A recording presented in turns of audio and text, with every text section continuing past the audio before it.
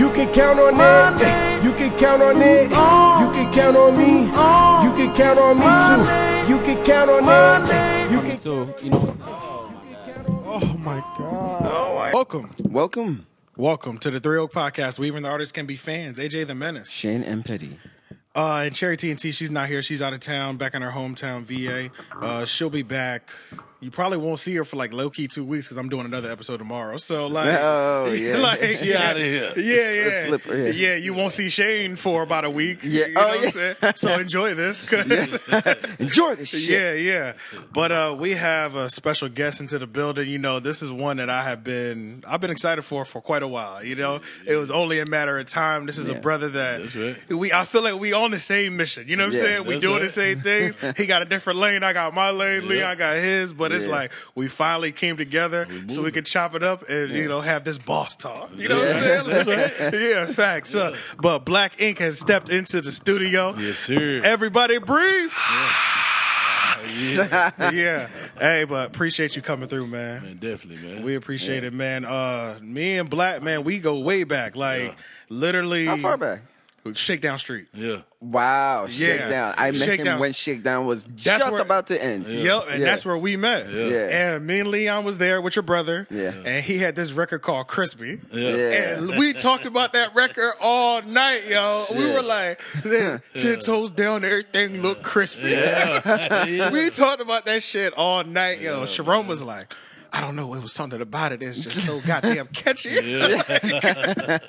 Yeah, man. But yeah, we know him from back then. And then when Shakedown kind of dissolved, everybody in the city kind of dissolved with him. You know what I'm saying? Yeah, kind of like dispersed. You know, Everything like everybody kind of separated. Yeah, and then there was a void in hip hop shows, and then that's when I started doing our shows every month for about. Once a month for about. I went for about a year and a half, and then Povik Nation, I linked up with him. You were doing your own thing as well too, so it was like we didn't really get to come back together until recently. Right. Yeah. And literally within like the last, we ran into each other in the club a couple months ago, and then seen each other again at the King Mez Toy Drive down the street at Men at Work. Shout out to Mike. And we finally scheduled the day. But yeah, man. What would you guys say is the new sort of like Shakedown in terms of like this is where venue? everybody goes in hip hop? You know, like because that's what Shakedown was. Has anything replaced it since then? I don't think so. No. Not with that feeling, right? No. I mean, it's hard to get artists together and bring fans together. Yeah. Like either people have tilt that forward. Just a little bit. Yeah, perfect. Yeah. Either people have an asshole full of artists that don't want to support each other and really there to get spotlight time, or they can't pack a beat, like they can't have. They don't have nobody that's actually supporting them. That's just in there to jam. You know what I'm saying? So it really ain't been a space that I'm familiar with. You know, the young boys might got something underground. They just ain't told me about. You feel me? That's a fact, though.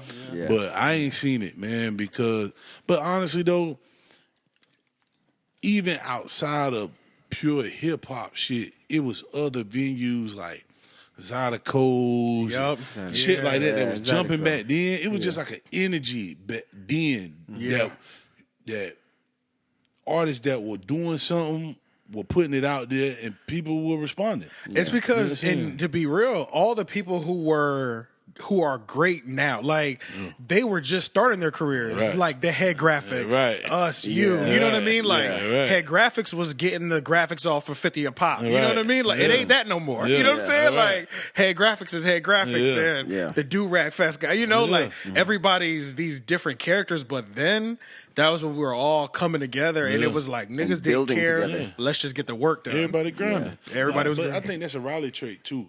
You know what I'm saying? And having been out of town and out of state and traveling more. Yeah, like even when I was at Howard, like just listening and meeting people, and they be like, yo, where the fuck is you from? Like, you just relentless. And I'm like, nigga, like y'all don't do this? Like, this is how y'all get down? That's not how y'all get down? Like, nigga, this at the crib. This is normal. I still have competition. You know what I'm saying? Yeah, facts. You know, but yeah, I think that's just that Raleigh shit, man. Like we be down to get that shit in. Like, let's get it in. Yeah, that's a fact. We trying to get whatever the fuck we working for. I mean, is there food on the table? You know what I'm saying? I'm hungry. The dog's trying to eat. You feel me? Yeah. And I think at that time, everybody who had a gift was putting that shit out there. Facts. Like niggas was trying to be seen, niggas was trying to link, collab on shit. It won a whole bunch of egos and shit like that. So even Menace was popping into the Shakedown Street every so often. So it was just the place to go. It was like 2011 and 12 around there. 10, 11, 12. 10, 11, 12. Beginning of last decade. 10 years later. 10 years later, we here. Because you were always been in Raleigh, born and raised, right? I was born in Atlanta, but I was raised in Raleigh. You was born in Atlanta? Atlanta, okay. I was born in Atlanta, but I've been in Raleigh since I was in Pampers. Okay. My mom, you know what I'm saying? My family from Raleigh. Gotcha. You just happened to be in Atlanta when you were born. You know what I'm saying? Just moving around and shit, you know.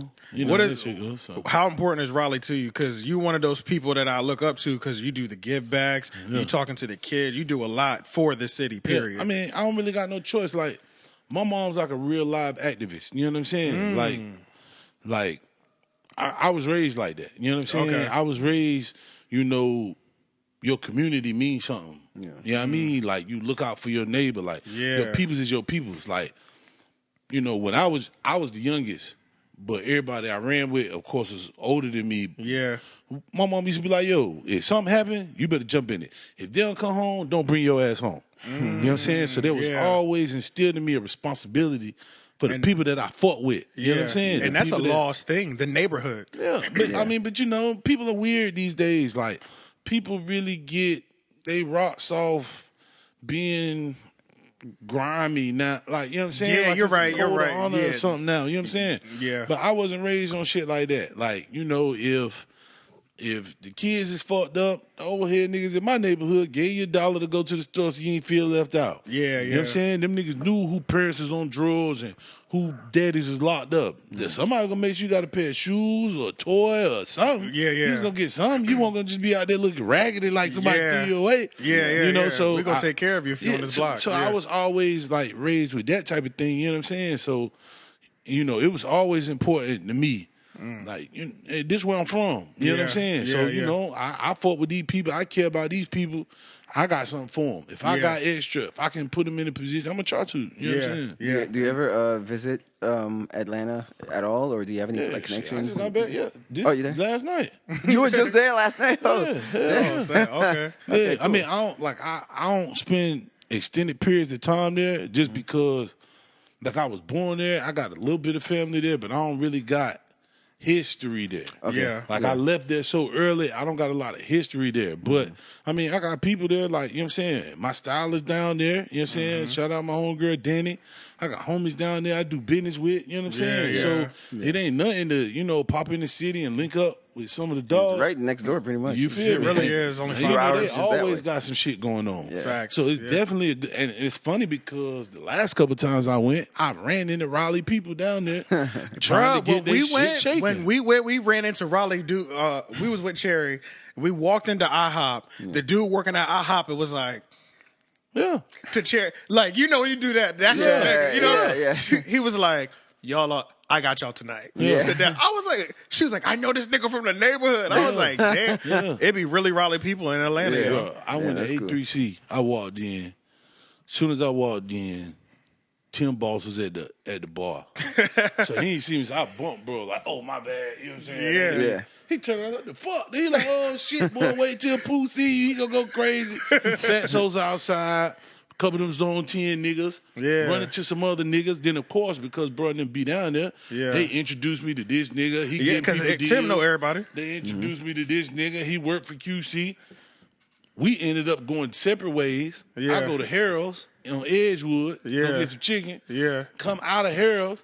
Here come Pooh walking down the street again. I'm on the phone with Tim like, yo, y'all going to the studio, y'all going to the strip club. You know what I'm saying? We going to pull up. He's like, yo, I ain't even talk back to Pooh. Motherfucker, I find out, I'll let you know. Pooh walking smooth down the street. I said, yeah, what the fuck are you doing? Yo, I'm going to a beat battle from the engineer from QC right here on the corner. Come on. So then he introduced me to producer for QC. You see what I'm saying? And they having a producer beat battle right there. So the building is full of the finest producers. So it's like, you know, shit is just But it's like connecting like that. Yeah, he got a girl with him from Fayetteville who be up here, and then it's a moment like so. It's like it's all that Raleigh shit. Niggas is down to put in the work. Yeah, so we just left a showcase. Yeah, bro, on his way to a beat battle to go jump in the lab after that. You know what I'm saying? So, and it's funny you say that because one, you don't meet that many Raleigh natives, honestly, right? And then I feel like most of the people, such as myself, I'm originally from Philly, and I came here in 10th grade year, which was 2006. So it's like people they be hating on Raleigh bad, you know what I'm saying? But like, okay, I was born in Maryland.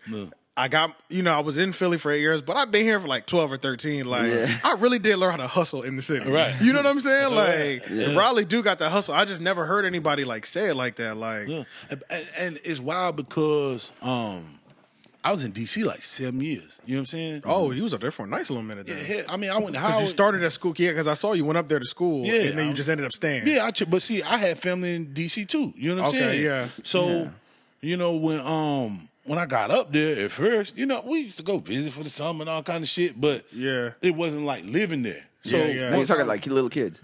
Huh? Like you were a little kid when this was. When I was visiting. When you were visiting.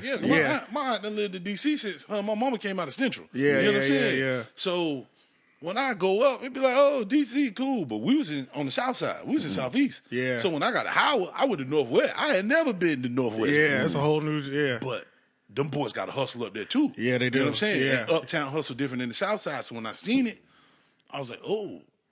Like the money different. You know what I'm saying? Like the whole mentality behind it is different.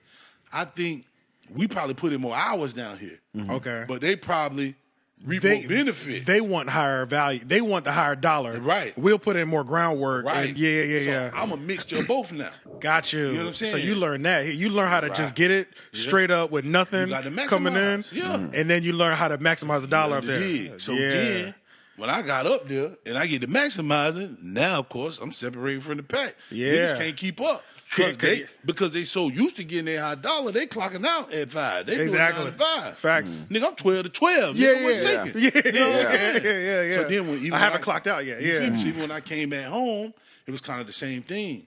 Now, as far as the music scene, you know what I'm saying? I was trying to get more established with my finances because what I saw there was when you can't invest in your product, you don't get the result that you want. You know what I'm saying? Yeah. So it always kind of had me on that. I see what you the edge. You know what I'm saying? Yeah, so that's why, like, when I found Shakedown Street, when I got in there, I'm about to go hard. Yeah, because this is the first venue I seen that's even allowing this shit. Yeah, and you don't have to be balling out of control to get your space. You just be good. Yeah. If you got the quality work, they fucking with you. And then just support, like other artists supporting other artists. Yeah. That's at least the vibe I got when I was hell yeah, bro. It was so open. It was just like you feel like you could do anything with anybody. Like no matter what level they were at, who got up on stage, it was just like this community. It was like, hey bro, welcome. Let's see what you got. You know what I'm saying? Yeah, bro. And you know, like, you know what I'm saying? I know my music was a little rougher than a lot of niggas that was. Yeah. You always had them the street perspective, but they still fuck with me. Oh like, yeah, niggas wasn't like get that shit out of here. Niggas like because that's that shit hard. Yeah, that's hard as hell. Because that's the thing. It's like no matter how different your rap is, everybody got 1 to 2 gangster shit they love. It's just what it is. You know what I'm saying? It's just like in that building, it's just look, this is hip hop. This is all hip hop. facets to hip hop. We got the 1 to 2 conscious rappers we love. We got 1 to 2 complete nonsense. But we fuck with them niggas. You know what I'm saying? It's like everybody got that thing. So it's just be the best in that lane. You know? Yeah. And then so okay, what was I about to go with this? So when did you even start the music thing? Because this is like Shakedown. This is later. You had already done 7 years in DC at that point? Yeah, I went to DC in 03. Okay, so when did you even start music? Like back as a child? Like in the household? Man, shit, nigga, I was in church choir, school choir. Yeah. I started battling in like 99. Because that was your era? Yeah. You know what I'm saying? I started battling in like 99.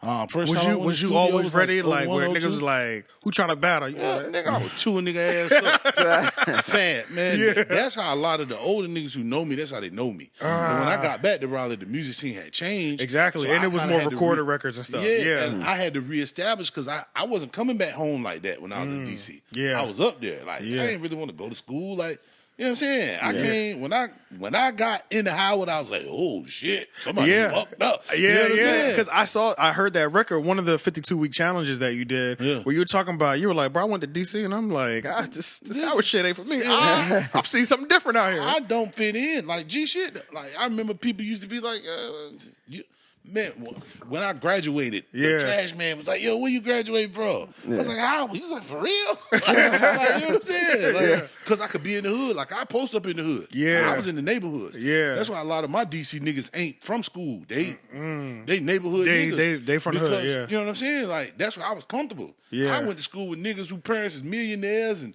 they get $2,000-$3,000 a month allowance.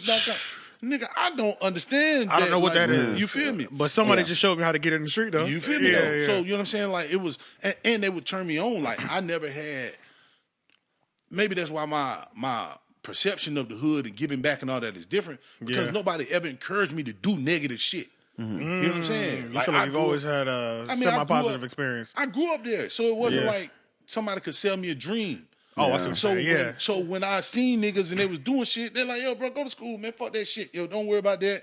Nah, nigga, that ain't for you. We doing this. You do that. You know what I'm saying? And it's like, even if you dibble and dabble or you mix and mingle or you come with us, like, bro, you already know. Like, I tick it out. Like, you can't fuck it up. You know what I'm saying? Like, you got an opportunity we don't have. So 100%. Don't take that shit light, nigga. Like, you know what I'm saying? Do it. You know what I mean? You cool. Whatever. You ain't no punk. Niggas ain't gonna beat you. You don't let nobody whoop your ass, take your shit. You don't got nothing else to prove. We know you ain't soft. Right. So do that. Do the shit that we can't do. Prove that shit. You know what I'm saying? So because I always had that positive reinforcement from, you know what I mean, the niggas I grew up with, I was fine with bearing the burden of dealing with these weirdo ass college niggas and their arrogance and they're just lack of reality.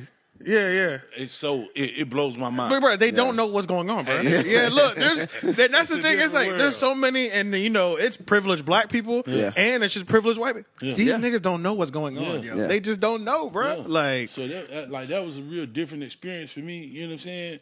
So when I came back to Raleigh and saw how everything had changed, I said, how do I tie this all together?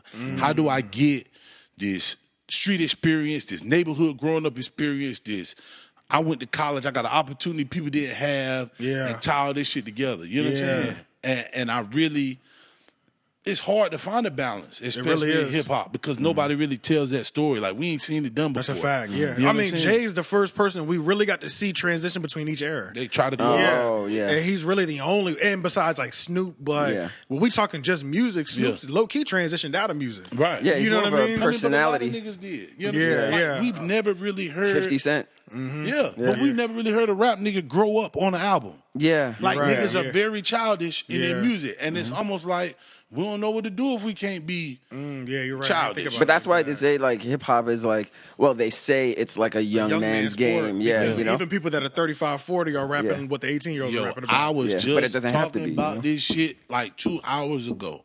We have allowed white people to fool us into believing whatever rules they set for shit that we created and we keep alive. Hip-hop is no longer ours. This is the only genre of music where you are too old. Says the fuck who? Like, G shit, if Earth, Wind and Fire drop an album, it's niggas who like Earth, Wind and Fire are buying it. Are still buying it. Facts. You know what I'm saying? Them country niggas be old. Aerosmith and them red hot chili pepper niggas will still go do a tour. But that's all they're doing right now. Janet Jackson old ass is still gonna go get on a plane. And nobody say shit. You know what I'm saying? They've been letting Mariah Carey low key do something crazy every New Year. Some shit that said Mariah make like $60 million a year off that. Oh, she's in Vegas. Christmas shit, bro. Yeah, she's in Vegas too, doing like nights there. And her residency be like 50, right? Yeah, she's at least 50. So she's it's at like, least 50, dog, we the only ones who let them say, bro, you too old, you need to put this down. Why do you think that is? Niggas are stupid. Yeah, and I feel like a lot of it has to do too with the content that they want to push and the narratives, like selling drugs, pills and all that stuff. It's like, okay, well, you're 50, 40, okay, you can't do that anymore. Get the 25-year-old. We allowed that to become the narrative. Like, if you know what I'm saying? Yeah. If niggas say, yo, we ain't doing that shit, we ain't rapping that shit, we rap whatever the fuck we want. That's a fact. Like, bro, they didn't want to invest in rap. They didn't believe in rap. Yeah. When they saw a dollar come from it, then they wanted to get behind it. Yeah. But when they decided that they can control how it goes, they got all in it. Yeah. Now, back then, so like, I think I feel like it was easier for them to take control back then. It's easy just because you needed resources for real, right? In order to put anything out. Right. Like Eazy-E and them were amazing because he was really just pressing the CD off of his street money, and pressing the records and like getting them out. But like back then, you know, when I was into like conspiracies and shit, they always talk about this moment in hip hop where I think it was NWA, and they were like, "Well, gangster rappers selling more. It was like some." Undisclosed media, you know the conspiracy. No, you remember that shit. Y'all remember that, right? Yeah. We all delved in it. We're only gonna push gangster rap, but at this point, we could easily snatch the power back. Right. We can't. But well, I was gonna say like. I think a lot of it too is going back to like the age thing, like 18 to 25 and all that stuff. Yeah. You have to think like these young kids, they're coming from poor places. All they want to do is just get out the hood. It's like, oh, okay, all I have to do is just rap about pills and drugs. And okay, all right, I'll just do that. They're not even smart enough to like think about doing the right thing. They're just trying to get out of the hood, help their mom get a place and all that stuff. So I think it's like the industry is taking advantage of the young black youth. And so this was that's perfect and using segue. them. Yeah. That's the perfect segue to the second reason why I said niggas are stupid. Yeah. We the only genre where they convinced us we had to give our music away for free to convince people that they needed to buy our music. That is a fact. No other genre has mixtapes. Nobody creates original content and gives it away for singles, free. EPs, and LPs. And they all for fucking sale. Every single one of them. Yeah. They put a marketing budget behind they shit and they shit for sale. Ain't nobody else say, yo, I just spent my money on this, took my time, wrote this shit. Here, just have it. Yeah. Nobody. And please tell me you like it. Right, because don't nobody give a fuck. Yeah. And then in the end, Macklemore wins. Right. The award. Then, you know what I'm saying? You got motherfuckers who when you look at the narrative that they push in the music, right? Yeah. No other genre says not only can you not have an imagination and everything has to be real and be your life. Yeah. Everything has to be negative. You know what I'm saying? Yeah, like they fooled us into this box. Because they'll sure kill you if you put out a whole positive album, aka Chance's last album. And bro, they killed him. And it was his wedding album. And the box keep getting smaller and smaller. So now you can't lie and it got to be your life. So that includes these people. You know what I'm saying? Then you got to have a mixtape to go with it. Yeah. And make it smaller. If you really not popping perks, you really not gonna pop. So let's bring it in a little bit more. Right. Now you got niggas who not even they self. Like they two totally different people on the album and when you meet them somewhere. Yeah. Now some of them, they lying to be popular. They don't do drugs. Yeah, they corny. But somebody can't wait to expose them. Then you got niggas who do drugs who can't straighten up. Then they fucked up in the game. Like it's always some shit. You feel me? And then as an artist and listeners, like we're taking what they're saying to heart. Like going back to what Cherry was saying one time with I can't remember if it was Meg Thee Stallion, but it was some female rapper today that was saying like fuck men. All her lyrics are like fuck men, get rid of men and all that stuff. Oh yeah, that was the newest wave of female rappers. Yeah, they were all on scamming. Yeah, fuck man. Fuck man. Like a dog. But she said but Cherry said like the fan base of this particular rapper got rid of their men. Yeah. But then she's getting married. The rapper is getting married. I can't remember who and she was. Like, and she said her fan base was like, hey, I just gave up my man because of you. Yeah, we were supposed to have a hot girl summer. Like it was like fuck them niggas or something. But she was like, no, don't fuck your nigga. Right. Yeah. I mean, it's niggas. Like it's pretend. What I'm saying is pretend. Don't actually do it. You know, like. Yeah. But see, nobody was comfortable enough before now, even saying it was pretend. Like G shit. I heard one album, and I can't remember who it was. One nigga said Jeezy told you trap or die, but he sent his son to college. But the shit's so funny because Megan Thee Stallion tell you pop ass. You have to listen to her background shit. Listen to her. Watch her interview. Like you got to do. You can't listen to an album and hear she got class in the morning. Yeah. You know what I'm saying? So it's like motherfuckers gonna do what they got to do. And anybody who think that motherfuckers ain't gonna do what they got to do, you an idiot. Yeah, that's Lil Wayne been popping since he was 12. Yeah. That nigga went back and enrolled in college. Like that's what drives me crazy about. That's what drives me insane about Lil Wayne is that he won't change the concept. I want to know what. Tell me your life, nigga. He's still rapping about the same shit when he was 15. But you have to remember though, like he comes from that.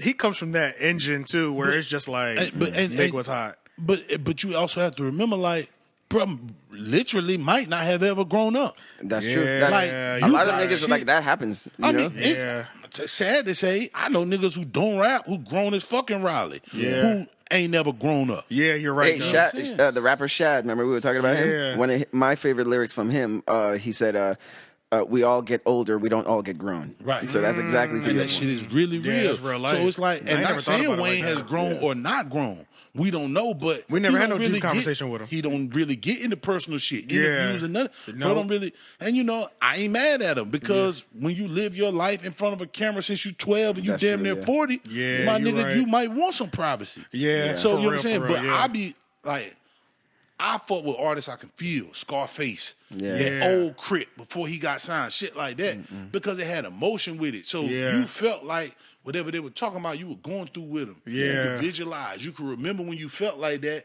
even if the circumstances weren't exactly the same. But now, it's so cookie cut. It's like, dog, ain't no space for emotion unless you depressed, on drugs, and dying, and ready to kill somebody. Fuck all the bitches. All the bitches left. I'm gonna fuck all the bitches. Like, you know what I'm saying? Like, real shit. I couldn't even be mad at the girls with the fuck the nigga summer because niggas been saying fuck a bitch and get money since for the last 20, 30 years. So it only makes sense. It's our turn at this point. How your turn? It's only fair. It's only fair. You know what I'm saying? But I wish somebody would tell the truth, like, well, shit. Fuck all these motherfuckers, but I did have this one I liked, but they ain't really like me back. So motherfucker played me, so now it's fuck that nigga. Now I'm about to walk like a dog. I'm about to goddamn play the game. You know what I mean? So facts. More people relate, you know, and I don't think rap is comfortable enough being naked yet. You know what I'm saying? Like society has got us to the point where we wear a lot of clothes and a lot of makeup and a lot of designer and a lot of cover fake up body shit. parts. Cover up shit, like, bro. And even when you're trying to do it honestly, like, that's conversations that I've had with Leon before, and it's like, with us starting doing content, just content in general, comedy sketches, this podcast, I was like, bruh, I've been this close to just being like, I'm about to go viral, nigga, and just do some wild shit. Because I know what it takes. Right. I can go stand on the desk. I could go stand on the counter at Chipotle. Right. Yo, fuck you niggas and all this other shit. I could wild out and look like a clown, but it's just like, it's so hard, like, when you know these niggas are reaping the benefits that you should be doing. I'm giving you quality content. And it's like, should I give you one or two of these bullshit this videos? Conversation outside of Paris Lounge when they did the King Me. Paris is the club, or is it the hookah lounge? The club. The club, okay. So they had like a show there probably like November maybe. My man Bless do it. Shout out to Bless. The first nigga ever took me in the studio. Shout out to Bless. Shout out to Bless. He put the shit. You know YSB? YSB, young, possibly. That sounds familiar. The name sounds familiar. It does sound familiar. That's his little brother. Okay. That's just a wild story. I'll tell you about that. But, you know what I'm saying? Like, we was outside talking about it. Like, you literally have to be a superhero character to blow up in rap now. Yeah. So the question is, what is your superpower? So when you get the baby, he's small, tough. It's a Napoleon complex. I kill you. I beat you up. It's like the Mike Tyson of rapper. So it's like, bro might be about that shit. Bro might not be about that shit. But bro got to keep that image up. So even when people at least like, first 2 to 5 years. So me pocketing Delmatic was on Facebook like last week when he got into it with Buddy and poured the apple juice on him and shit. And who? The baby went. The dude, so the promoter. Like, why would you do that, yo, bro? You can't do goon shit to get your money in. You know what I'm saying? They're man, like, yo, you got to have these conversations with people and take it to court. And it's like, bro, this shit benefits him. If he look like he'll strip you out your pants and pour apple juice on you and take your $80, it looks like he's still the character, the superhero character that he's been portraying. Like, look at Blueface. He's a super crip that like to fuck with the bitches. Look at YG. He's super blood. Nip was, everybody has a character. Look at, and the thing that made me realize it was it Rhythm and Flow on Netflix? Yes. Cardi asked them one shit. She said, what are you selling? Because I'm selling titties and ass. So what are you selling? But see, that's one of the things that I like about Cardi. Like, she understands knows the business. She's not oblivious to what's happening. I respect that at least. But a lot of these artists can't answer the question, what are you selling? Yeah. And that's why I feel like Like, we literally have to create superhero characters that we're okay with children we raise becoming. Yeah. You know what I'm saying? Yeah. So once you decide what superhero character you want to be, what your superpower is, you ain't got to jump on the shit at Chipotle. Yeah. You just got to push your line. Exactly, yeah. Because honestly, I can't do no cornball shit to blow Exactly. up. I'd rather be in the hood. I feel like that'll kill me. Every day I think about it. Yeah. I couldn't wear a dress because I'm in my neighborhood every day. Yeah. You know what I'm saying? And I'm going to be respected. Yeah, yeah. So if I felt like I could just do this rap shit and I ain't never got to come home. Yeah. That, to me, would be selling out. Yeah. Because I never wanted to blow up and not be able to go to my neighborhood. Yeah. Not saying I'm going to stand on the corner all night and that don't mean I need to be hang out out to get...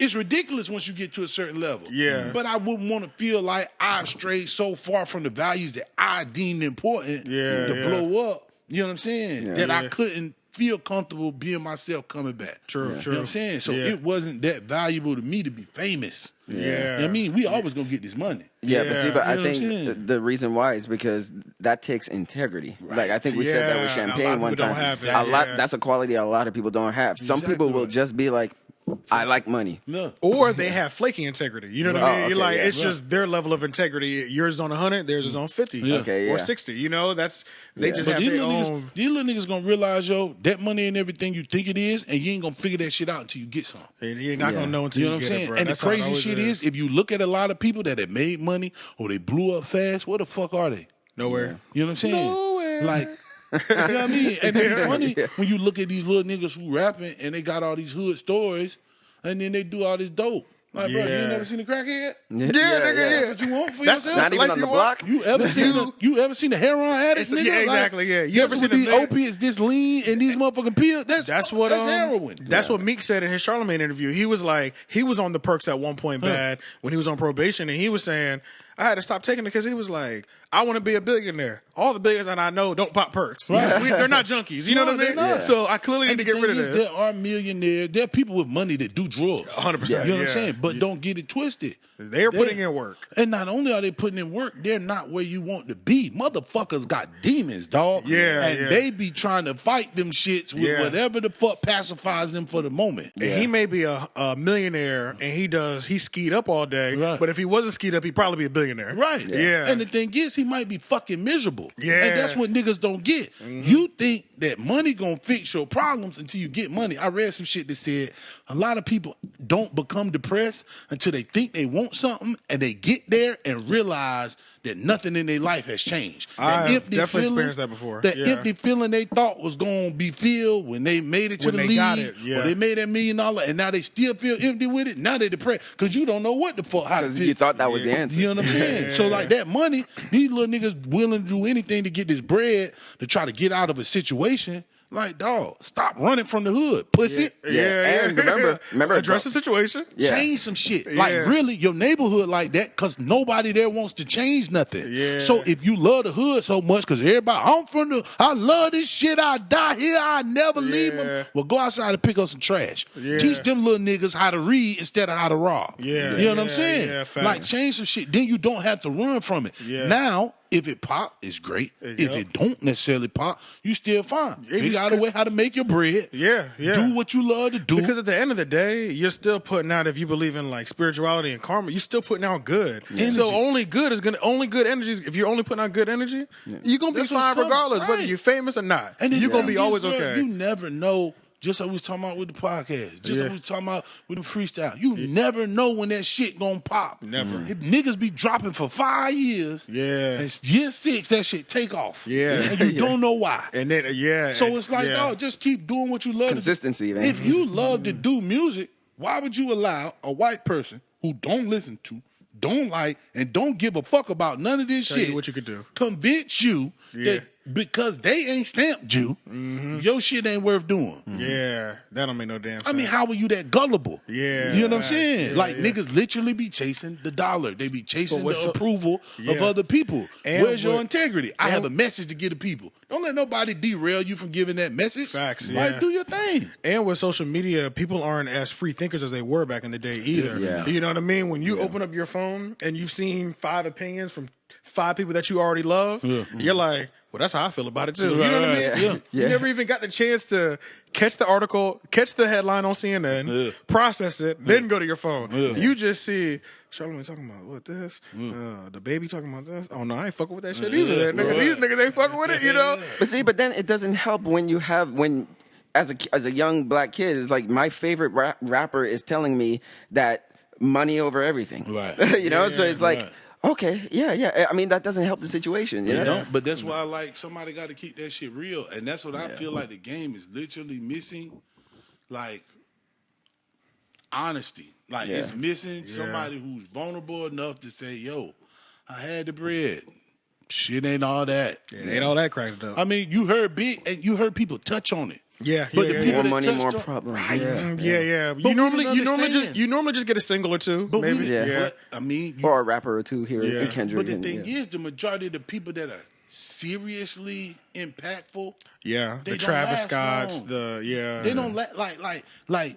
If we look at Big career, what would he have told us after he told us more money, more problems? Yeah, true. He could have went in depth had he not got his shit cut short. Yeah, another album. What was that? We could have had a whole album. Prodigy. More money, more when Prodigy switched his mindset and got to talking that shit and talking about these motherfucking pedophiles and these all this shit behind the scenes, behind the music and entertainment in it, then all of a sudden, like, not even to get on no conspiracy theory shit, but his niggas career slowly. Niggas start getting to that level where they get to finally being like, yo, all right, I'm gonna keep it real. Like, facts. I done did all this other shit. Yeah. Either they stop doing music, they get out of music, or we cancel them. We cancel them, or they die. Yeah. You know what I'm saying? Hey, white people ain't canceling they celebrities either. Yeah. Niggas they got all that country stars. Yeah. Niggas is the only ones who buying. The only motherfuckers they canceled was the goddamn Dixie Chicks. And that was the president. Bush. Yeah. What'd she say? Something. She said something against Bush. And it's like, but he did that shit on purpose. But you know, they silence who they don't want to speak. And that's my point about niggas who tell the truth. It's a lot of niggas that can rap. Why Jay Electronica never blew up? That nigga can rap. Yeah, that dude. I don't know if bro got the best songs. But he is telling. I've heard niggas who rap way worse who've had way more exposure. 100 times more. So it's like, dog, why is it that certain people ain't gonna get that light? You can't allow. It's the image of it's the brainwashing that they've done to the black and people. The branding, you know, of what hip hop is now and all that stuff. Is like you have to fit in. If you're a new rapper, it's like, all right, okay, you gotta get colorful hair and you gotta fit into this. Right. Oh, and I do want to go back real quick to when you were saying everybody has to pick a superpower. What would you say yours would be? Honestly, I think it's, you know what I'm saying, what I want to do for the hood, like real life, like shit. realness.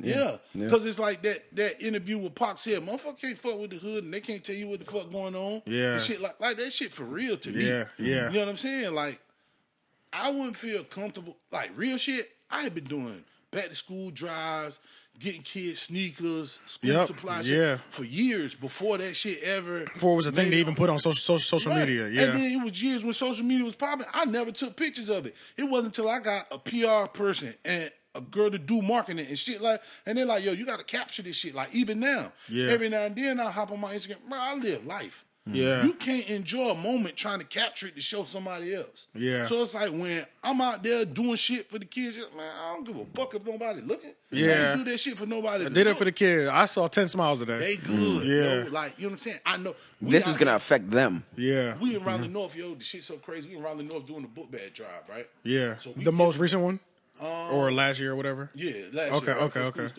So we out there giving the shit out. I look up, I see a nigga I went to middle school with. I ain't seen since middle school. The shit was so funny. I don't know if he had said something to somebody, or somebody said something to somebody who was with the book bag job.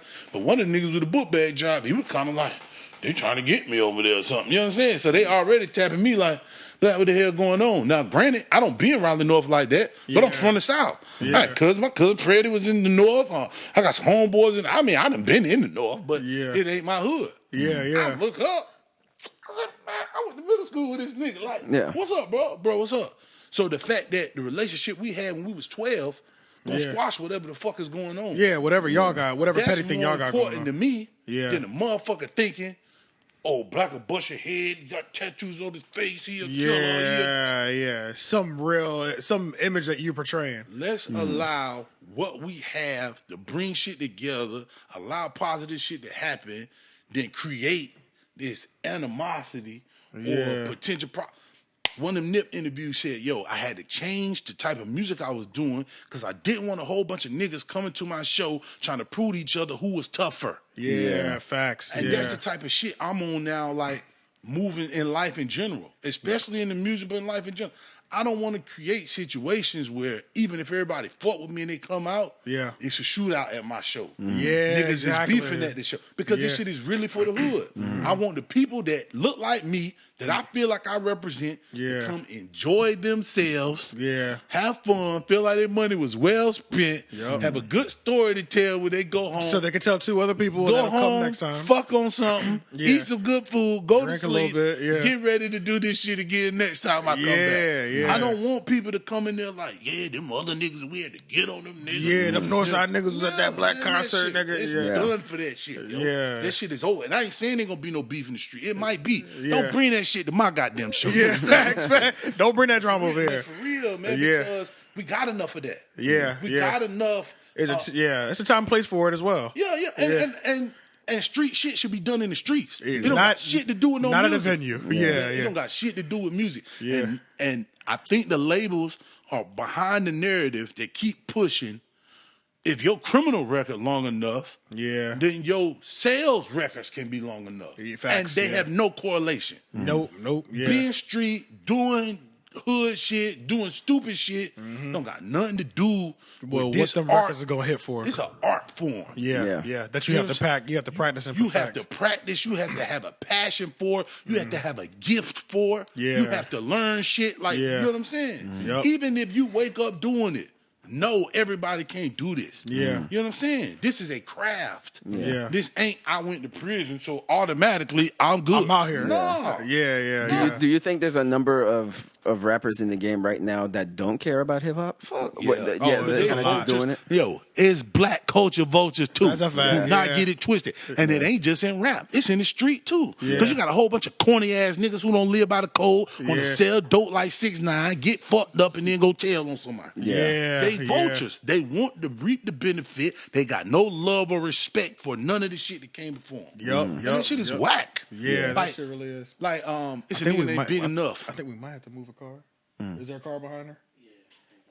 Okay, But so pause. Do you mind if he moves it, maybe? Yeah, okay. Okay, just so we can keep going. Okay, yeah.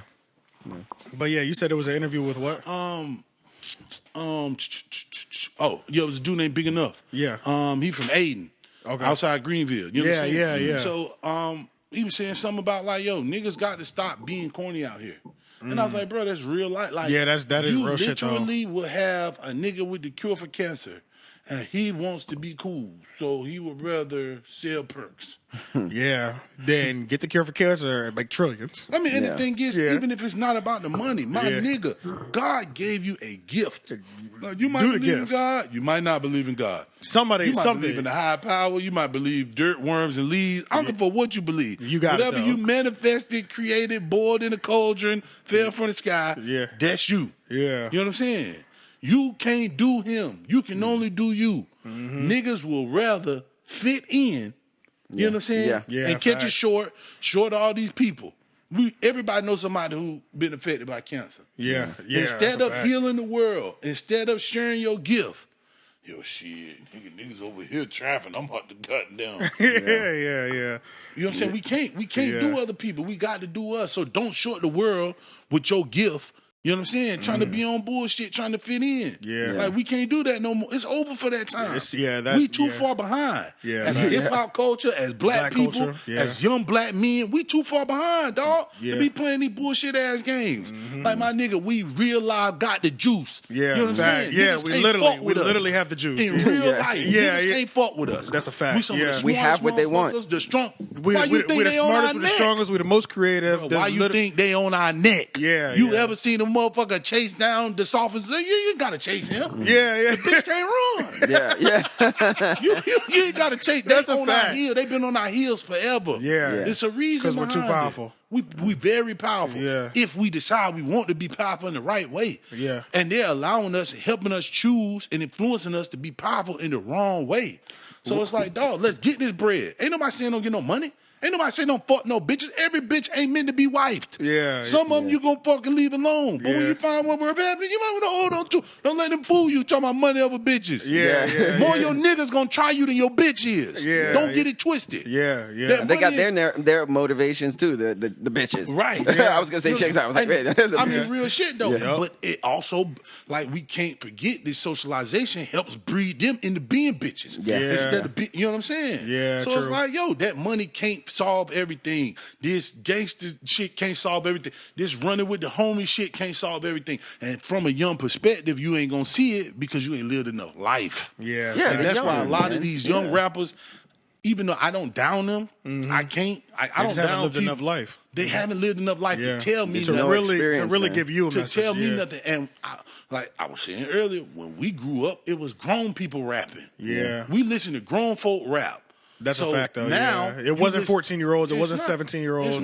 And then you couldn't talk that shit. Like same thing I said earlier. So when the Migos had that song "Birds," the first thing in my mind was cocaine ain't even popular like that no more. I know you little niggas don't got birds. Now you might be able to buy a bird now. You might have birds now. But when you was coming up, you didn't have birds. That's not even your era's drug. That was I Can't Feel My Face, Lil Wayne and Drill Santana did. And not saying people don't use cocaine, but you talking about several birds. No, y'all had several pills. Y'all had prescriptions. Y'all had pounds. Lean. Y'all had loud. Y'all had, you know what I'm saying? So it's like you couldn't talk that shit in the era we grew up rapping when we knew you didn't live it. You know what I'm saying? It's okay for you to be a kid. We had kid rappers that talked about kid shit. We had Criss Cross. We had Bow Wow. Facts. We had Lil Sammy Criss Cross was singing. dope too. You know, like lyrically. You didn't have Miggity. You really did not have to market to an adult base. You didn't. And you didn't have to go off of what you didn't know to sell. We had grown folk who didn't have serious rap.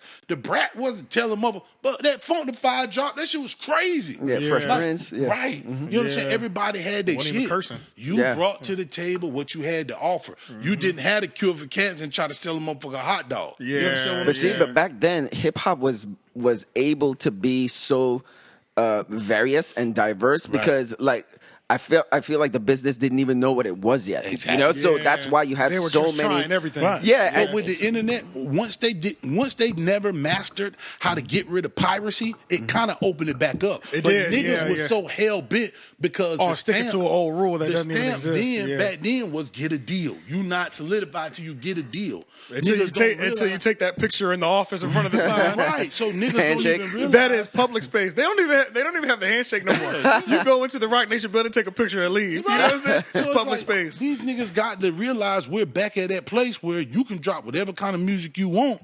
You can do whatever the fuck you want now. Literally anything because you want. the internet is going to take it to the people. You don't need these motherfuckers to take it to the people. You got the avenue. And you can never fail if you're only taking it to the people. And you can never fail if you're telling the fucking truth. Facts. If you telling the truth, my nigga, if 1 or 100 people, if one person see me every day and I tell them the truth, I get one follower every day.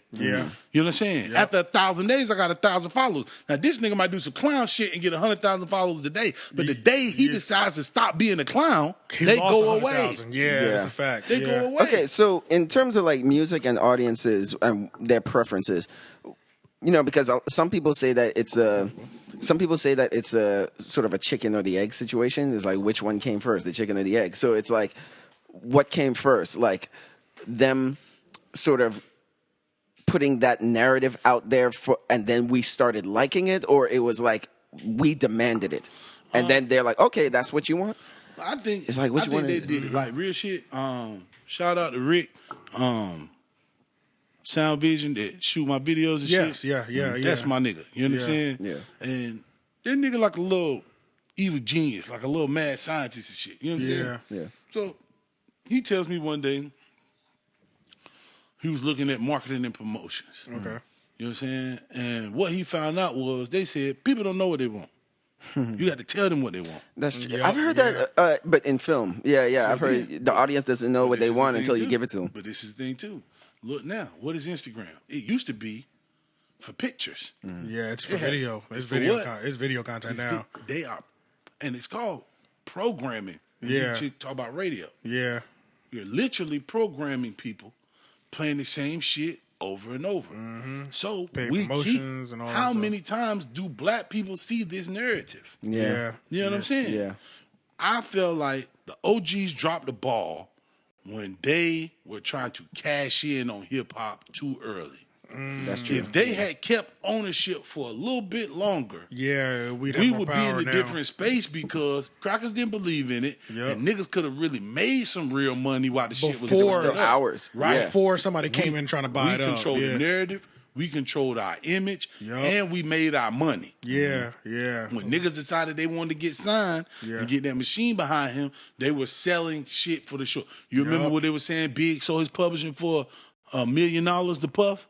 And Puff made like $5 million off of that year, some shit like that. Damn. The year he died. Yeah. You know what I'm saying? So it's like, and even if Puff didn't, we know $1 million for big publishing on either album. Yeah, we know it's way too little. It's short change. Yeah. We know that's worth at least 10, 20. Back then, them niggas they were cutting big checks back then too. Yeah. You could have got 20 to 30 probably. Right. Yeah. I just thought about just now.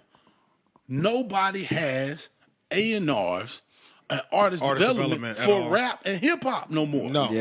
I'm sure other genres still have it. No. Well, 100%. And that's why the few labels that do artist development, such as the QCs of the world, I think Taylor Gang still does it. They don't have as many artists, but when they do, they take off. But the thing is, everybody getting a bag. Yeah. And one thing I always respected about QC is they found lanes for them niggas to eat. Yeah, they did. They didn't ask Lil Yachty to pick up a chopper and be a gangster. At all. Yeah. They said, you got a little boat. Yeah. We're going to get you a Nautica endorsement. And can't nobody touch you. Yeah. You know what I'm saying? And we got the goons in the street. Yeah, so can't nobody touch you. Do whatever the fuck you want. You know what I'm saying? So it's like, we have to get back to that. Like, people have to be comfortable being themselves because they will allow...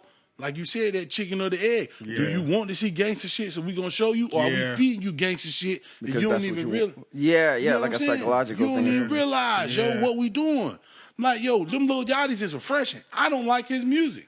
But I'd rather a little nigga who want to skateboard go be Skateboard P than go be Jeezy. Because the Skateboard P kid being Jeezy is detrimental to so many more people. Not just the kids who listen, the people he gonna tell on, the shit he gonna get fucked up, and somebody he gonna hurt fucking up some dope not knowing what he doing. I need him to be Skateboard P. The world needs him to be Skateboard P. The world needs balance. Every culture needs balance. Ain't no more fucking balance. Variety.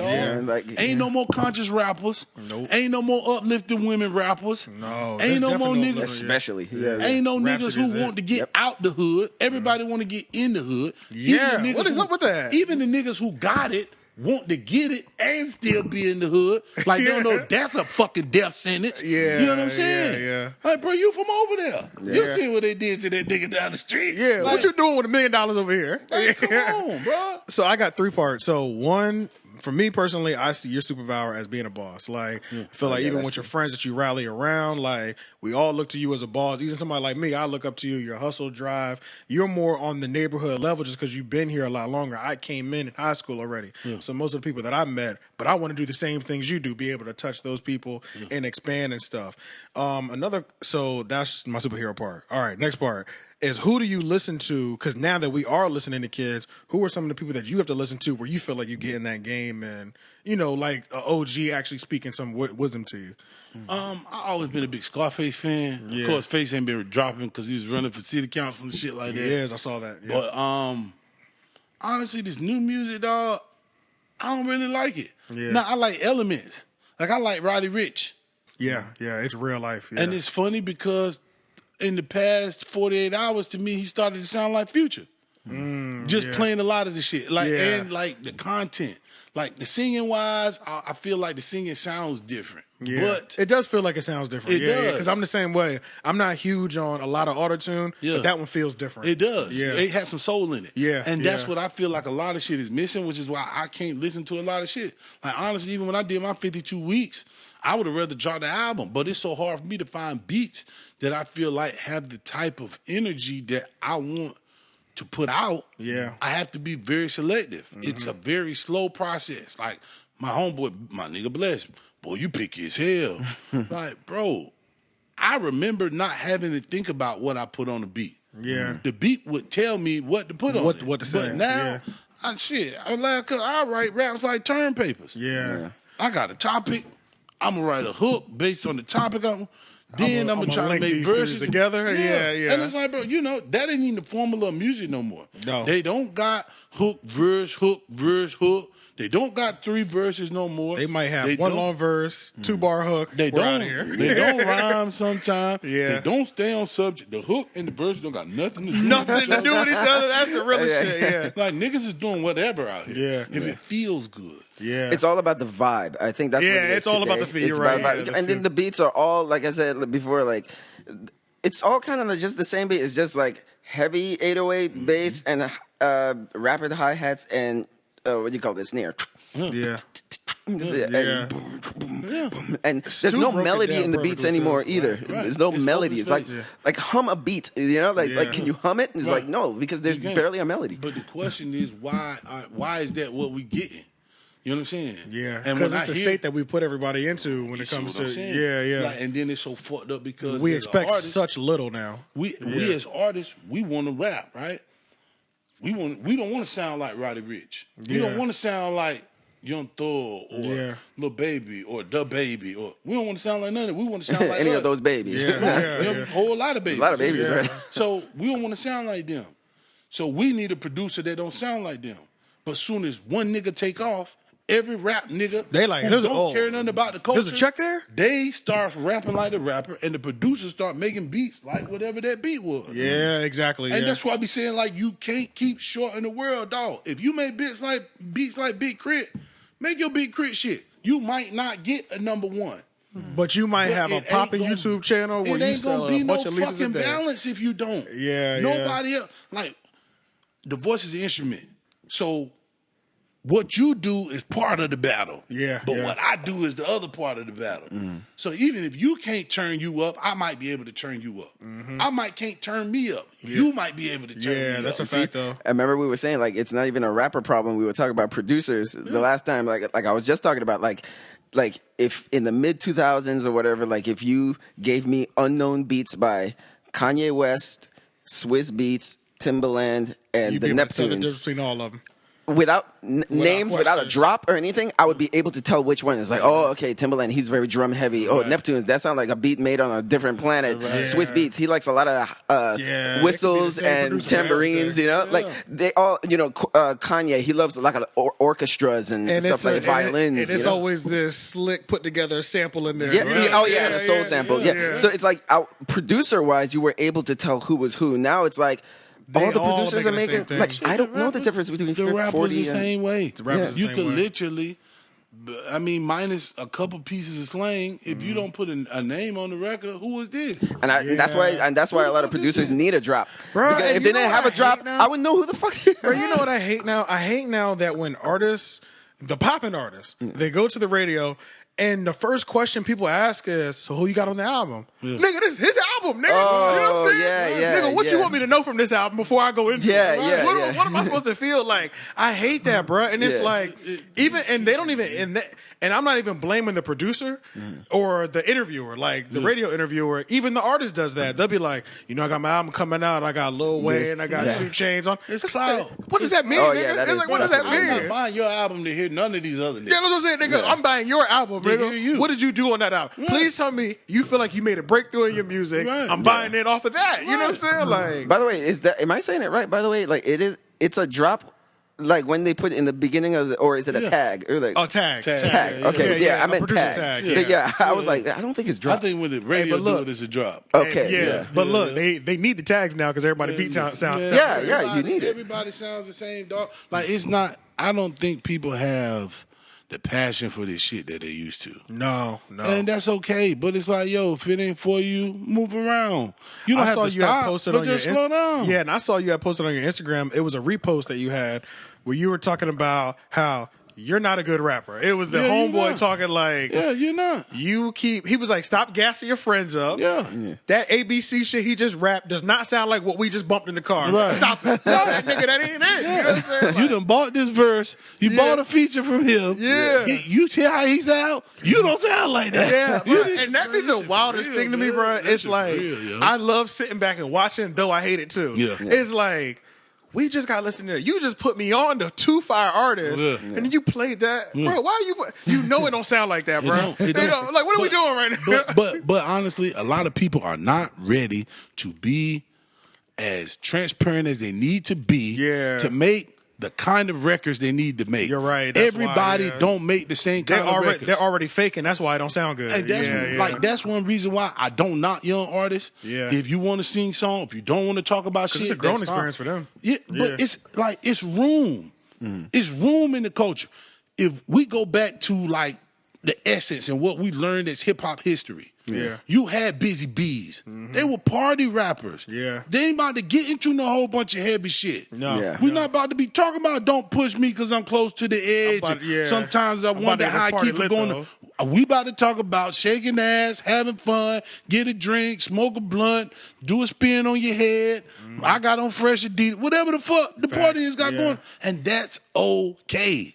But everybody want to put, how the fuck is Post Malone rap and Black Thought rap? Yeah, I don't get it, bro. This shit ain't the same. That shit is crazy. Yeah, this shit ain't the same. Not saying that there's not room for a spectrum in the culture, but it is not. Yeah, like we can still have we need subgenres. all of this shit. We need subgenres. Exactly. Bad. Exactly. Because there's a space for Cardi to tell you shake your ass, pop that shit. like stripper rap. Right. Okay, that's fine. And like a lot of strippers are rapping now. Yeah. And it's okay. Some of them got bars. Yeah. They got, some of them girls got bars. Yeah. And then that's another thing. Them girls been going more bar heavy than the niggas in like the past years. Shorter Griselda and a few motherfuckers, a lot of them girls got more bars. But it does still push a certain narrative. Yeah. You know what I'm saying? So it's like, yo, but there's a space for it. But you can't allow this stripper turned rapper lane to say motherfuckers like Rhapsody aren't important. Yeah, like why can't they be on the same level? I don't like why isn't she as popular? Because that's how they push it. Like they push it like that on purpose. They're not going to because push if more women wanted to be Lauryn Hill than Lil' Kim, they will push then it wouldn't be the lane that they got now. Yeah, Cardi wouldn't have a lane. You see what I'm saying? Yeah. So it's like, you know,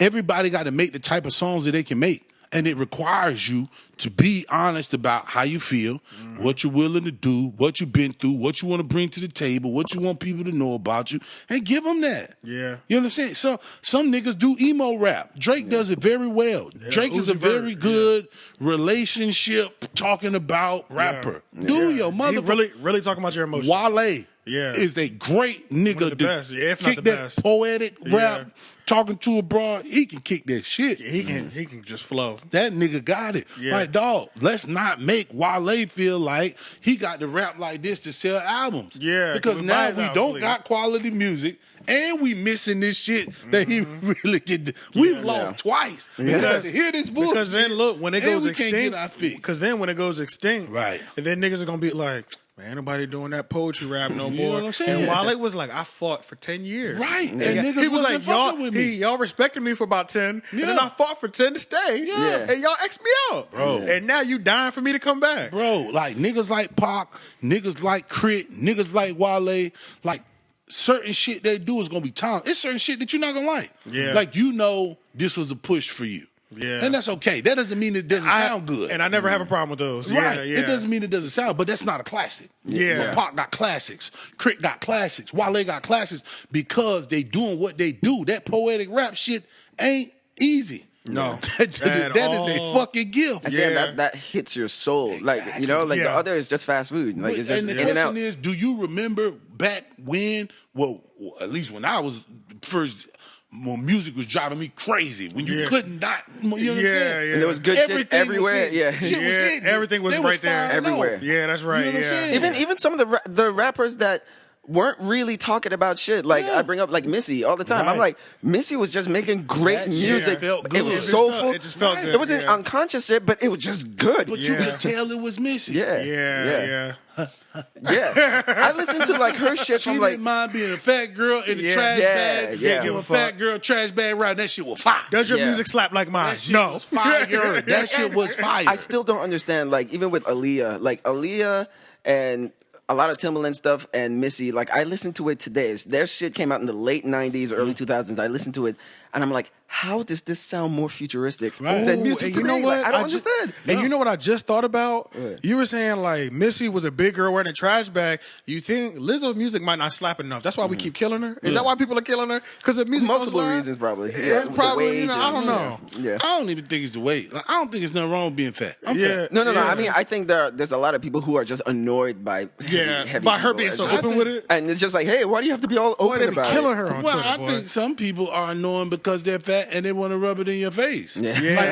Like they think that's their superpower. Yeah. Like, you know what I'm saying? You're right. No, that's not. It is like, it's rap. Like, and that's what I be saying about music. Like, it's music.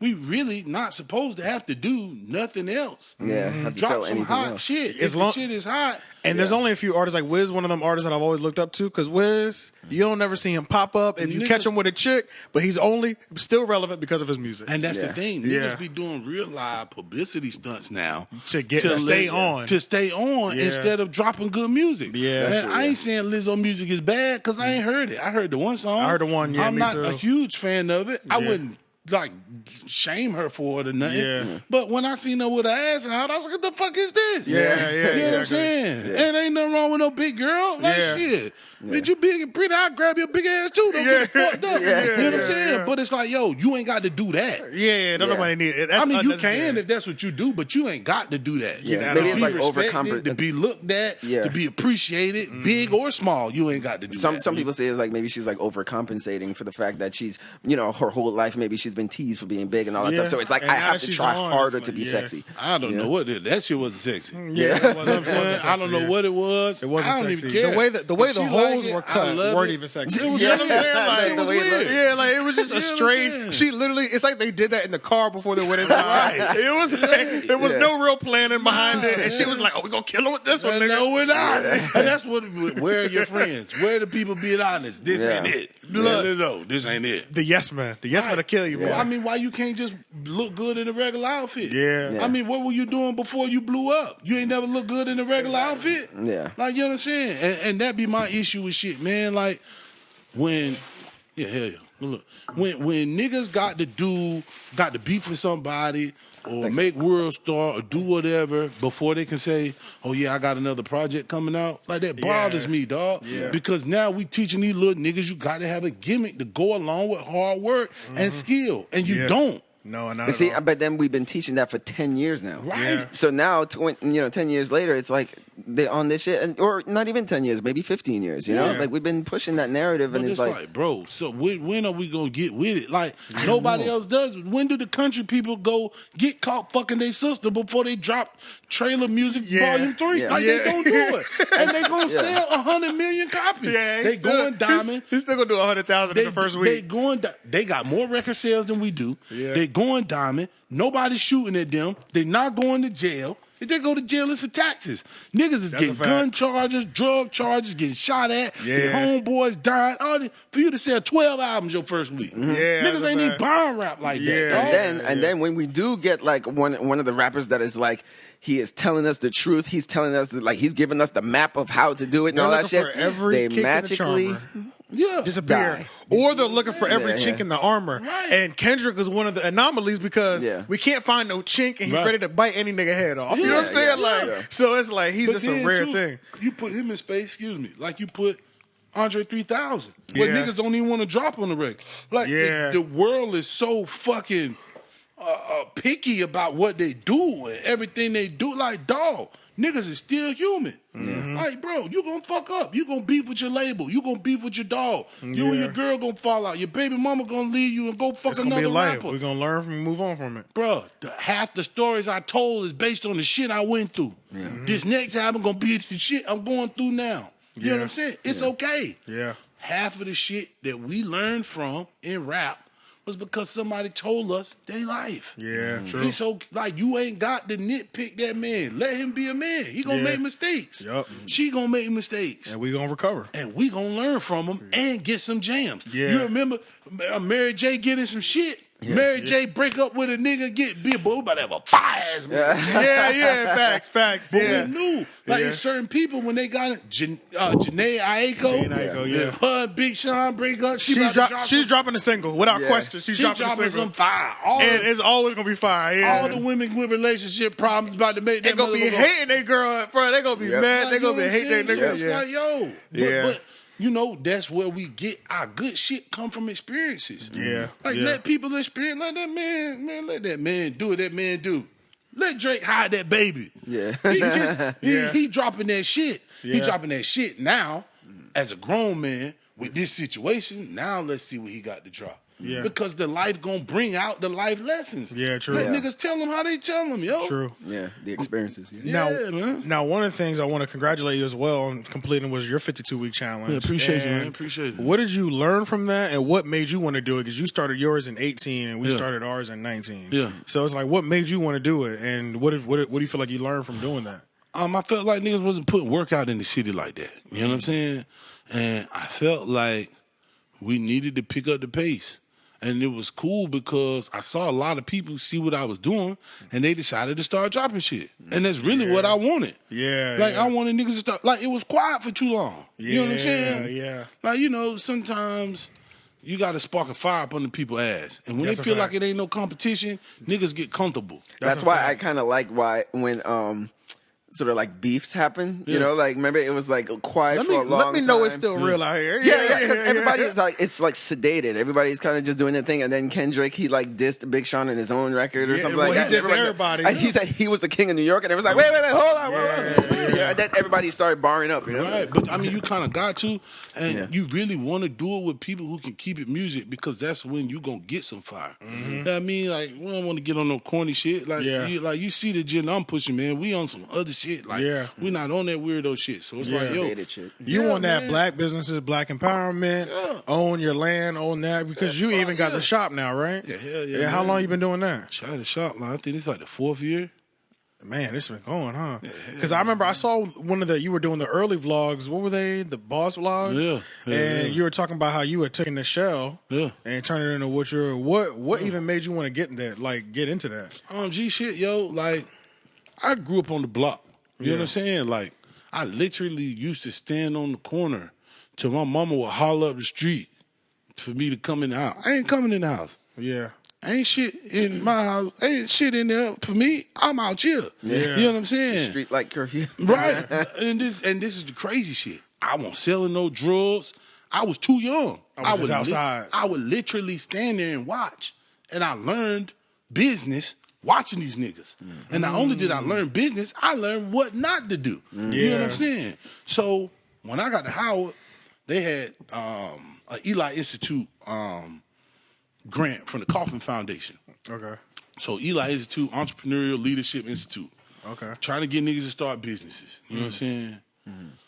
I really didn't like the school of business, so I wasn't no business major. I was a poli-sci major on some bullshit. Yeah. You know what I'm saying? I really came in to do music. Yeah. Fell out with the music people, took poli-sci. Yeah. So, but I always liked to get money, and I always got money when I was younger. I always had mad hustles. Yeah. So, but the school of business, you had to cut your braids.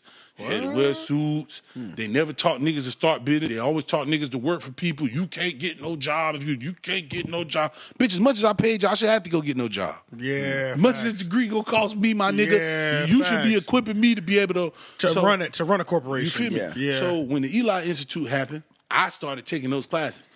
I couldn't even do entrepreneurship as a minor at the time because the program wasn't all the way established. It wasn't even a real program. But I took enough of the classes, I almost down there had 2 minors. Because I wanted to know what I didn't know from standing on the corner. Gotcha. I watched this side. The background thing. Right. Yeah. Now I need to know the terms. I need to know the shit that they don't know. Mm-hmm.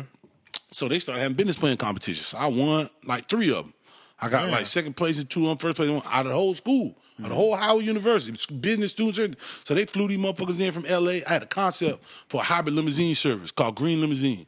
So they flew these venture capitalist niggas in from L.A. They want to talk to me. They want to take my idea and run with it. Of course, they would go get it, hire me for a year, fire me for my own shit, keep it. Yeah. It was their money. I wouldn't have been able to do shit with it. Yeah. Had I thought and had some mentorship, I'd have sold them the idea. I had some seed money when I came back to the crib. To do something else. But, of course, I didn't know no better, so I was trying to chokehold that motherfucker until it died. Chokehold the idea. Which is fine. You know what I'm saying? And you learn things. I didn't really want to drive limousines around. Yeah, it was just cool. You know what I'm saying?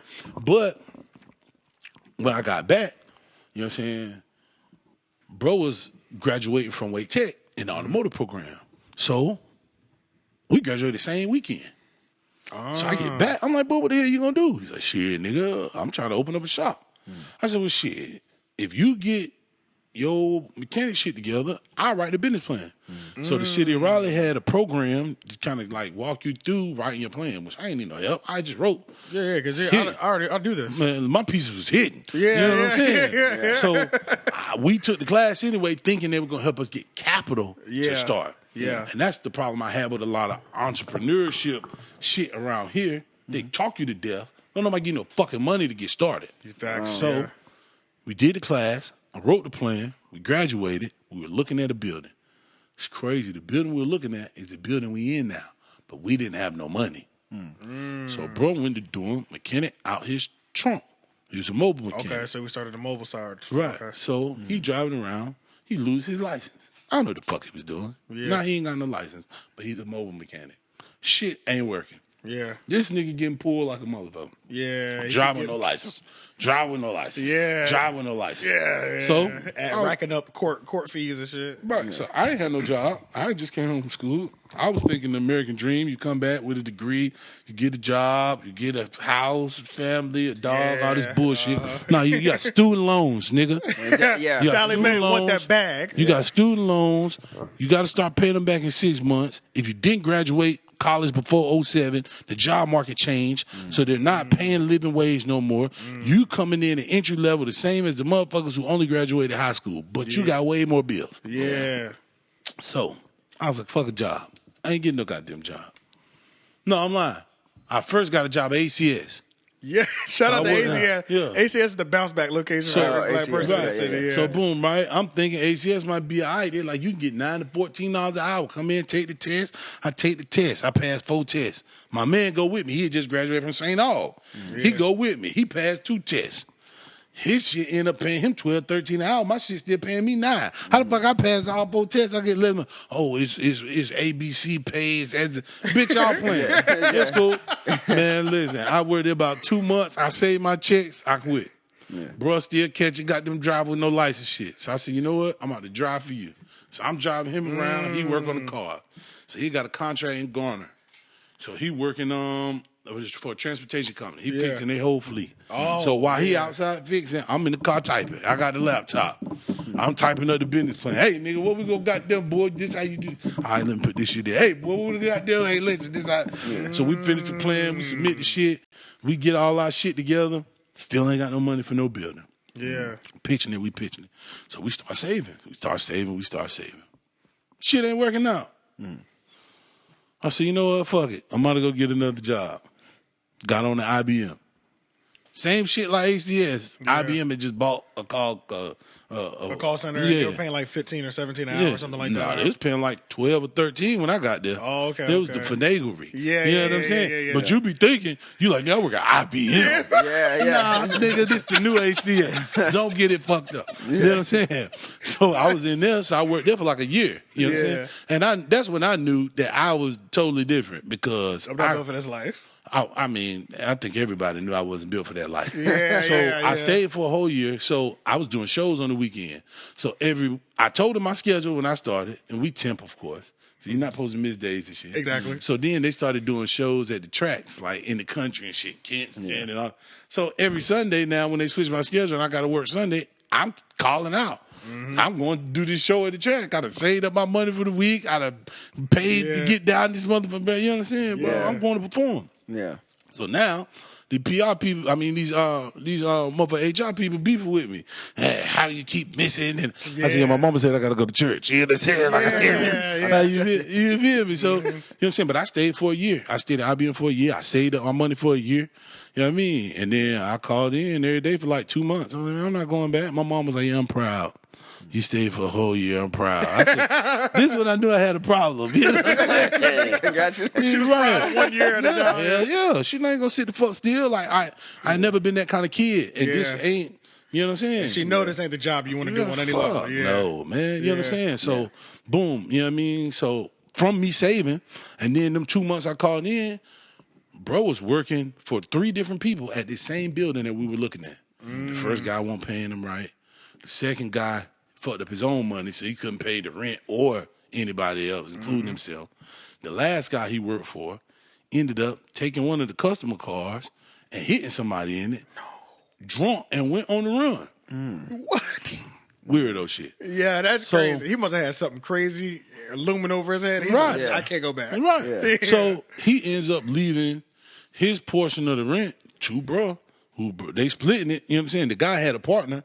You know what I'm saying? So it's like 2 old heads come together and they working together. So they gonna pay half the rent. So my brother up under one of the old heads. So now bro got to pay half of the rent with the other old head. So I used to go sit up there because I wasn't going to IBM. No, I was calling it. I'm tired of this shit. Yeah. So I'm sitting up there every day, So I'm learning little shit, seeing little shit. Like I said, I saved my bread. So now I'm seeing people who brought cars and they can't afford to get them fixed. So they like, y'all want to keep it? Just give me a couple $100 so I can try to find something when you else. sell it. Yeah. So now I'm buying cars that these people can't afford to get fixed, and I'm having bro fix them for me, and now I sell them. You know what I'm saying? Okay. So and then you already had your savings from IBM. Right. So I got a little change to play with so I can flip, right? So that's how I So start. if these customers can't pay for the repair, I'll buy the car off you. And then get him to fix it. Yeah. And then I'm gonna cut sell you a it. sweet deal, and then y'all You sell feel it. me? Yeah. So while I'm up there, it's the dude who owns the building he's come back because nobody can pay the whole rent. Everybody who rented the whole building fuck it up. So now he's taking control of the whole building, and this little inn that bro is on, he's subleasing to him and the old head. Yeah. So one of his mechanics died. The other one was doing some bullshit. So the dude on the building like, man, I'm about to put this shit up for sale. I don't know how to work on cars.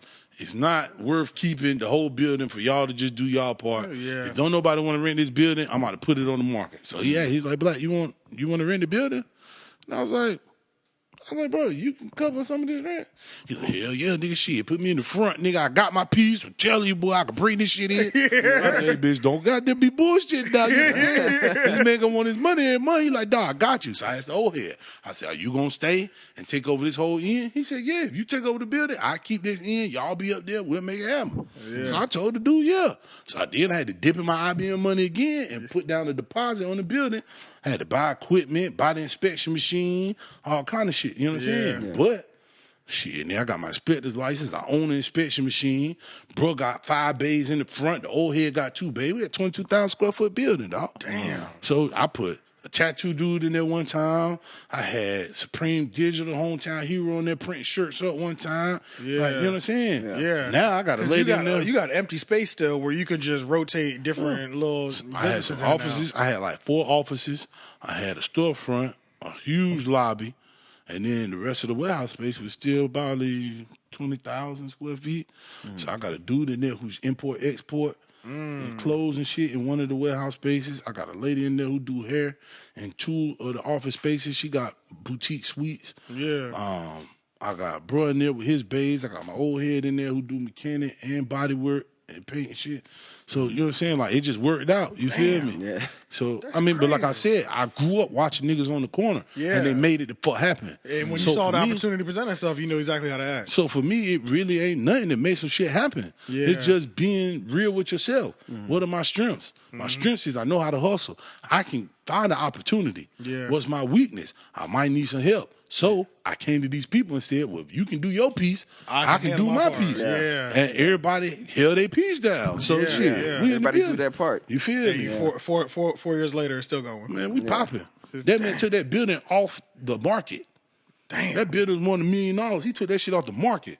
He said, Black, long as you want to be, how you selling it? So it allows me an opportunity to give other people an opportunity to have their own business. Yeah. In the hood. Yeah. That we from. Yeah. We own Pool. I'm from Pool. Yeah, yeah. You know what I'm saying? So it's like, dog. Yeah. A lot of people I grew up with come to the shop because they know me. Yeah. They come get their inspection. They come get their car fixed, brakes, oil change, tune up. Something ain't right. They call my phone. They call me on Facebook. Yeah. Like, you know what I'm saying? Bro, I heard you got a shop. Shit, one of my boys I played football with in Southeast, he came back. He one of the mechanics. You know what I'm saying? Well, actually, he the third one that I played football with at Southeast that came back and became a mechanic. So it allows me to keep. And then you offering jobs to people in the neighborhood, in the community. Yeah, of course. Is that how you and Mike Men at Work got cool? Because y'all pretty much do the same things. No, see, Mike, we went to church together. Okay. You know what I'm saying? Like Mike and my mom went to the same church. So me and Mike's oldest daughter, we was like this. That's my dog. You feel me? Yeah, yeah. So because like, I met her for the first time at the toy drive. So she was like a year. Oh no, you talking about Padre in December. Yeah. Them the younger two. It's an older sister that used to play ball at Georgia Tech. She's still down in Atlanta. Okay. You know what I'm saying? So me and her was the same age. So she used to throw parties. Like that's what I'm saying. Like the whole energy of life was different back then. Yeah. When we wanted to make money, we made money. Shay used to throw parties at Mike Dot's shop when it was on Cabarrus Street. When there were oil stains on the floor, you might slip a little bit. Yeah. You going to a Men at Work party because that bitch jumping. Yeah. So we gonna make our bread. Like we've always been them type of kids. Like that's the era. Because he damn near almost owned that whole block damn near. And see, this is the crazy shit, right? So she used to throw parties at his shop on Cabarrus. When he left Cabarrus, he got a building on Hope Street and named it after her. It was Shakedown. Threw parties in there. When somebody came back and bought that building, he went and got his other shop over there where Citrix is now. Yeah. Then when they came through and got Citrix, he had moved over there by Heritage Park. Yeah. He got his son, his sneaker shit, and he opened up the barbershop. There, right? Yeah. So now what he had on Tryon is Padreas, which is one of the ones that was there when we was. It's named after her. Yes. And he just got the building next door. Yep. You know what I'm saying? Yep. So it's like, bro, always started businesses and made a business for his kids. He'll name them after each one and they get some. But it always taught us. Yeah, because you had examples like that all growing up. Get money, take care of your people, own put them on. Put them on so they got some shit. Yeah. What you do? You do taxes? We about to open up a tax shit. What you do? I remember when Lil Mike used to be in Carytown Mall painting shoes with a brush and had a hair dryer drying the paint. I remember that dude. What's his name on Instagram? Sir Castle T. Yes, yeah. He used to be I remember when he was mall in there. People used to tell me about him. Painting shoes, drying them with the hair dryer, waiting for the store to open so he can go buy new releases so he can resell them. Now, his shit popping, 100-some thousand followers on the gram. Yeah. They fly him all out, rolling loud, all the LA shit. He's to bring everywhere. them painted shoes. Yeah. All the kind of, like, you know what I'm saying? Yeah. But it's like, yo, when your daddy on his own business, when you seen the motherfucker hustle. Mike's his dad? Yeah. Damn. He's named, that's Mike Jr., that's Lil Mikey. You know what I'm saying? I didn't know that. Okay. Man. So it's like, but that's what I'm saying, like that era, man, like just, it was always community based. It was always family based. Yeah. But the family wasn't just the blood. It was the people down the block, around the corner. Yeah. You went to church with, you went to school with, like, you know what I'm saying? Everybody, we all got to get it. We got to get it, and we going to get it together. My niggas at Cheryl's, Chris Short, Juice, a Billionaire Barbershop. Yes. They mom fucking everywhere, bro. They mom owned Cheryl's Barber College. So when we was at the East, when we was at Southeast, them boys was learning how to cut hair.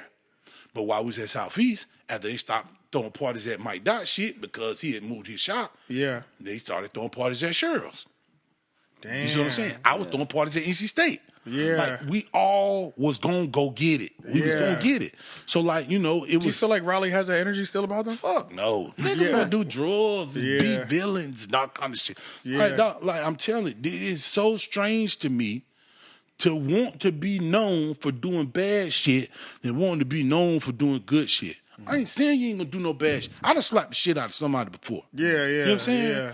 That's not what I'm promoting. Yeah, exactly. Yeah. You know what I mean? It's just something that happened one time. I don't want the energy when I come in the room to be like, yo, Black, got some bullshit going on. Or, He think he tough. I'm about to show him I'm tougher. Yeah. No, I came to do whatever we came in this room to do. Yeah. If we end up scrapping in this bitch, we all gonna find out what motherfuckers built like. And that just is what the fuck it is. Yeah. And me trying to pretend like I am or not ain't gonna change the outcome if it go down. Yeah. You know what I'm saying? So it ain't even no point of putting that kind of energy out there when we could say, yo, shit, boy, you got a good idea? Yo, you add this to it. See if that shit turn it up. Yo, bro, got an idea to go on top of that. Nigga, let's do this shit. Mm-hmm. You know what I'm saying? Yeah. Like, you know, and that's the kind of shit we was on then. Now, I feel like a lot of people are followers. Yes. Harold started Hometown Hero, the shirts, the Raleigh shirts. He started selling the Shakedown. I remember those. Yes. I got in with Harold. We started making the shirts together. You know what I'm saying? I brought my man Rick in. Harold had his team. I brought Rick in because Rick was doing shirt printing and shit like that too, right? After that shirt, I seen Unleash Entertainment bring a Raleigh shirt. Their actual logo was the R from our Raleigh shirts with the state of North Carolina drew around the outside of it. Then every brand that's been in the city since then has dropped the Raleigh shirt. It's the only thing we got to say in Raleigh on the t-shirt is Raleigh. Yeah. Don't nobody got nothing else to bring to the game. Like niggas become corny. Yeah. Like when we were growing up, you didn't want to dress like your man. You didn't want to sound like another rapper. Yeah. You didn't want to spit the same line to the girl the other niggas spit. Yeah. You wanted your own identity. Yeah. When you turned on that beat, you knew it was a different producer. Yeah. When you heard that nigga voice, when you heard the first punchline, you knew it was a different rapper. It was cool to be different. Now it's a kit. It's a cool kit. Yeah. So it's like, yo, if you ain't got Adidas track pants, some Jordans, some designer shit, some little too small, and one designer piece, you ain't that guy. You ain't. Yeah. And it's like, bro, that was never it. Everybody can't sell drugs. Yeah. If everybody sell drugs, who use them? Yeah. If everybody use drugs, who sell them? If everybody go to prison, who out free getting all these women pregnant? Because mad little kids running around. Yeah. You understand? What is going on? Like everybody want to do the same shit. Yeah. We can't all do the same shit. Yeah. We shorten each other doing the same shit. And not all of them are selling drugs. You know, it's just that's the script. Right. That's what I'm saying. But the script keeps these niggas, keeps the energy different. Yeah. When we saw Mike Dots, when I saw people throwing parties, I went home and seen niggas selling drugs outside. Yeah. That gave me this perspective. I can tell you how this shit is going to turn out.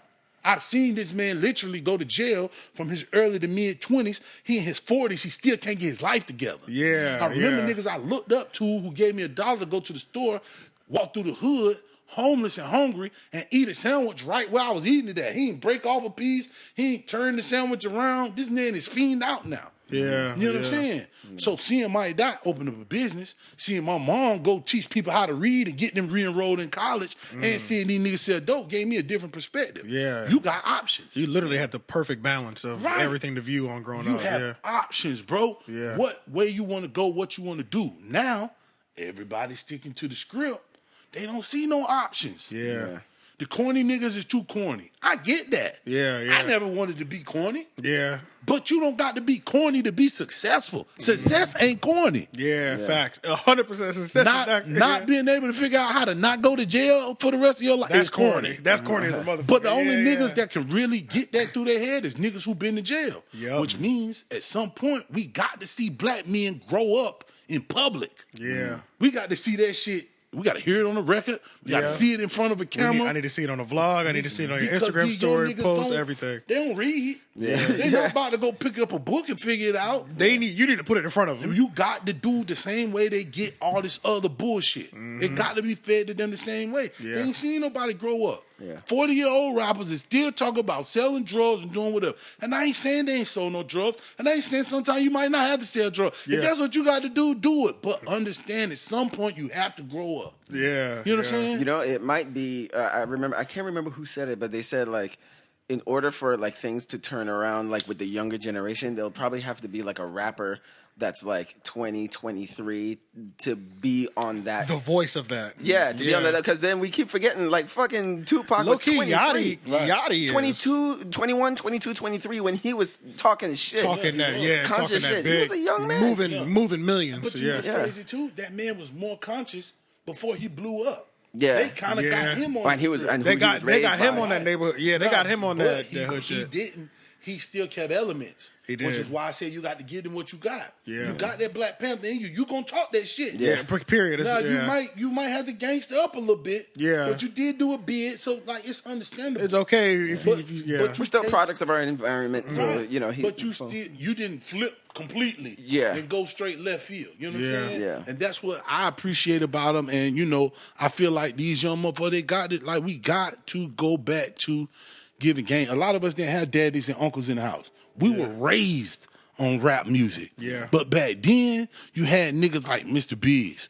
Get your 12 white folks and take that shit to trial, bitch. Yeah. So at the end of the day, even if you didn't know what selling drugs was or how the outcome was going to be, he told you, I sell drugs, the crackers don't like it, they trying to fuck me over, and now I'm about to take my money, pay a lawyer, I'm not getting no free defense attorney, defender, I'm not getting no public and we going to take it to trial because we going to strike it down, bitch. This is how the game go. Yeah. So if this is the game you want to get in, my nigga, this is how it goes. Yeah. Just so you know what you're getting into. These little niggas can't tell you that. Yeah, They ain't sold no drugs. Ain't nobody after them. Their haters are imaginary.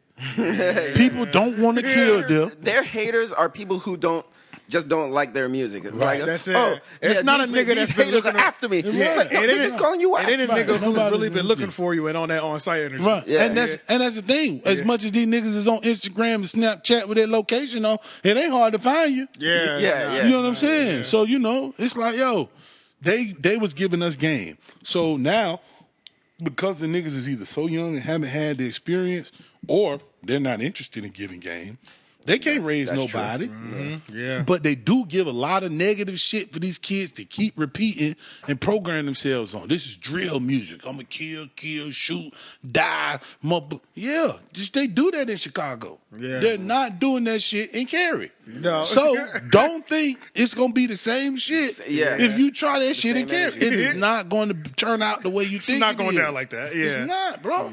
Yeah. Even if you bold enough to actually do it, bro. Yeah. After it happens, bro, life is gonna be different. So, you know, just understand that. And I wish it was a rapper, a young nigga, who would tell them. They need a Tupac, man. They do, like that. Every generation needs a maybe Tupac. in 5 years, maybe in this decade, maybe. For me, Nipsey was my Tupac. Yeah. Well, yeah. Because I was a Biggie. If we're talking Biggie Tupac, Yeah. I'm on the Biggie side. Yeah. And of course, I like Pac, but Right. I mean, Biggie is just my guy. You Right, know what I'm right, saying? right, yeah. But for me, I was like, I think like anytime I listen to Nipsey, I was like, this has to be what people feel when they feel Pac. Yo. You know what I mean? Like It was so unbelievable. Because You that's how, introduced him yeah, to me that's to how, him, yeah. bro. And when I introduced it to him, I He was like, schooled me. Yeah, Like, I was like, wait, I said, Nipsey- I'm not even gonna I show was this nigga a thinking- record. You didn't know what type of nigga we're dealing with. He showed me a Right, documentary. right. He sat me in there. He showed me a documentary first and showed me a couple of music videos. After that, I was like, I understand. Yes, I understand yeah. who These he are the is, people we why follow. he is important. Right. Yeah. And see, that's the thing. That Like, was 2 years ago. Like, that nigga was powerful on a whole nother level. Yeah. And I think they saw him leveling up again, and they saw the Terrified. danger in opening up young minds. Yeah, Like a lot 'cause of he was niggas, really tapped in with the young mind, and that's what. Yeah. But too, you know, he still had to, and thank God it was authentic. He still had to play a part in the narrative and push the narrative agenda. the gangster part a little Right, bit. right. The Yeah. gang banging. The gang banging Whether you part. actually do gangster shit or not, like Yeah. California is different. Yeah. Like here, yeah. you got to They're choose. they're not picking a color for fun. It's Yeah, not fun yeah, and exactly. games. I mean, you don't get to pick a color. Yeah, no. Like in Raleigh, you get to pick. Yes, a fact. okay. Like That is you a got on a fact. blue They're born shirt into it. Yeah. because you chose a blue shirt. He got on a Yeah, red shirt. you're right, Oh, yo. shit. Yeah, you're right. Because like, Roddy Ricch said damn. in one of his interviews, he said some of these niggas were knocking on people's doors saying, "You getting put on today. You Yeah. didn't have a choice." You Like, don't. yeah, You don't. Yeah. Like, yo, you literally are the set of your neighborhood. Yeah. And what people don't realize is whatever they do, you're going to get blamed for whether you do or not. Yeah. So you can create a camaraderie with them where when people treat you like them, they got your back. Yeah. Or you can get beat up by outsiders because you from over there and get beat up from insiders because you ain't with them. Yeah. You know what I'm saying? Like, who the fuck wants to get their ass whooped all day, every day. Off of somebody else's bullshit. Yeah, just because you ain't. If your neighborhood kills people, when people run into you somewhere, they're going to treat you like you kill people. Yeah. So in a young mind, you might as well kill somebody. Like, I'm not saying that's what I want you, but that's just that's all you left at that point. Yeah, but it's just like Chicago. They're like, you can ignore the beef if you want to. He's coming. He's trying to find you to kill you. And the thing is, it's like, that's why we have to carry a gun. And right. And the thing is, it's like, yo, you know, you might not have nothing to do with it, but because you from over there, and you know what they're going to do, they can't get your man, but they see you coming from soccer practice.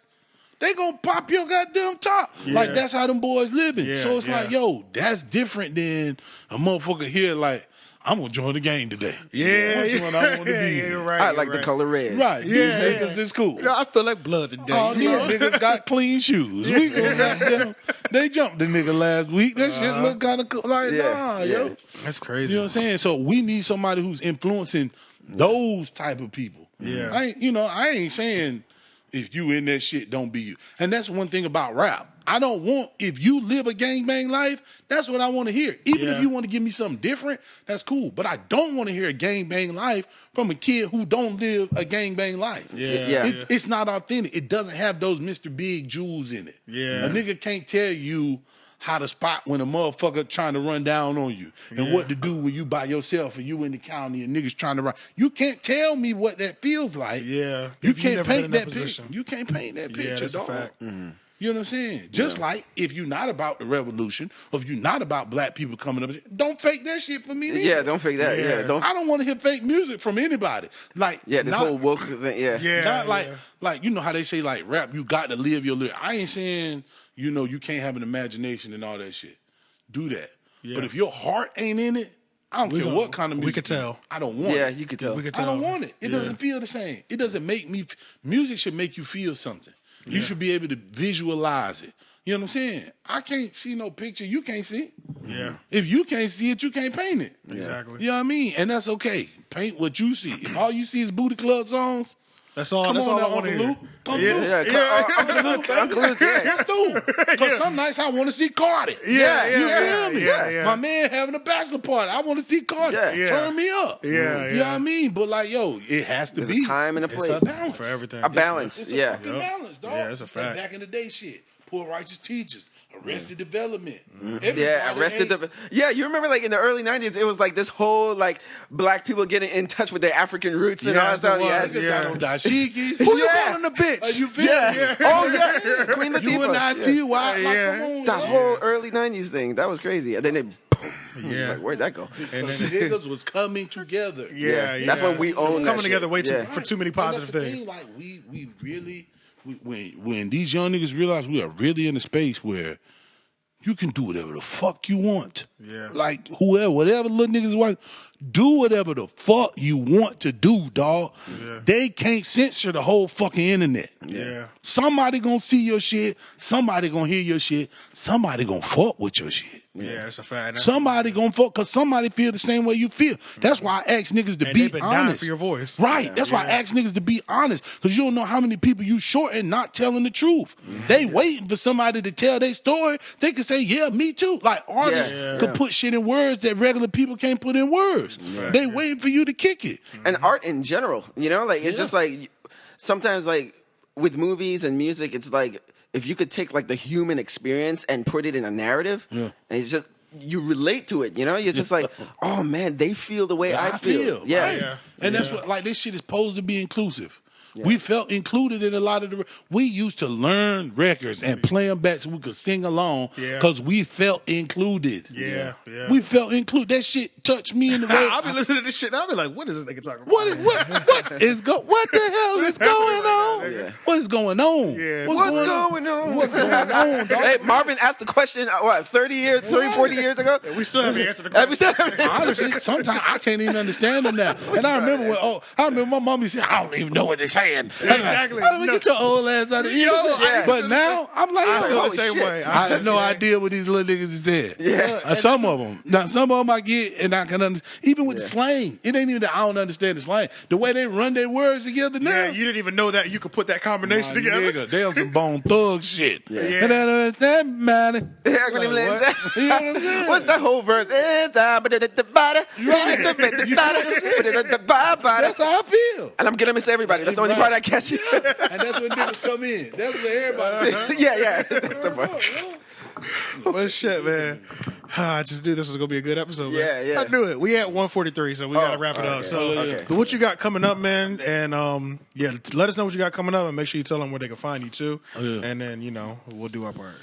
Shit. Right now we still just building, man. I'm working on another project. I ain't even titled it yet, dog. Like, really, I'm just stacking. I'm in the same position right now. Yeah, playing, man. I'm playing with sounds right now, dog. Like, I want something refreshing. Like, the same shit we talking about is the shit I'm trying to deliver. Like, I ain't asking to nobody what I ain't asking to myself. So I'm trying to get him something fresh, a new perspective, something different. I done gave him all that street shit. I done did all that other, like, you know what I'm saying?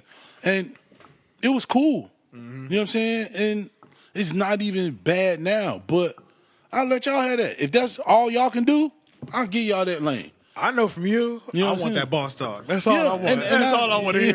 That's all I want to hear. I got it. You know you always had it in with the street stuff combined. But I want to hear just that boss talk. Yeah. So, you know what I mean? That's the type of sound I'm going for. You feel me? Yeah. So, finding the right producers, collabing with the right people, like it takes time. Yeah. That's just it's like you're looking for inspiration, right? Yeah. I mean, and really,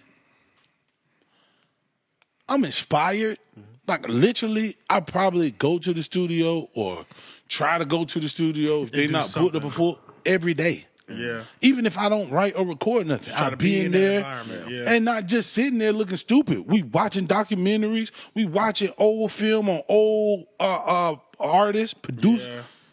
Excuse me, roundtable discussions about music. Like, still in the loop, like full time. Nigga clocked in about this shit. Yeah.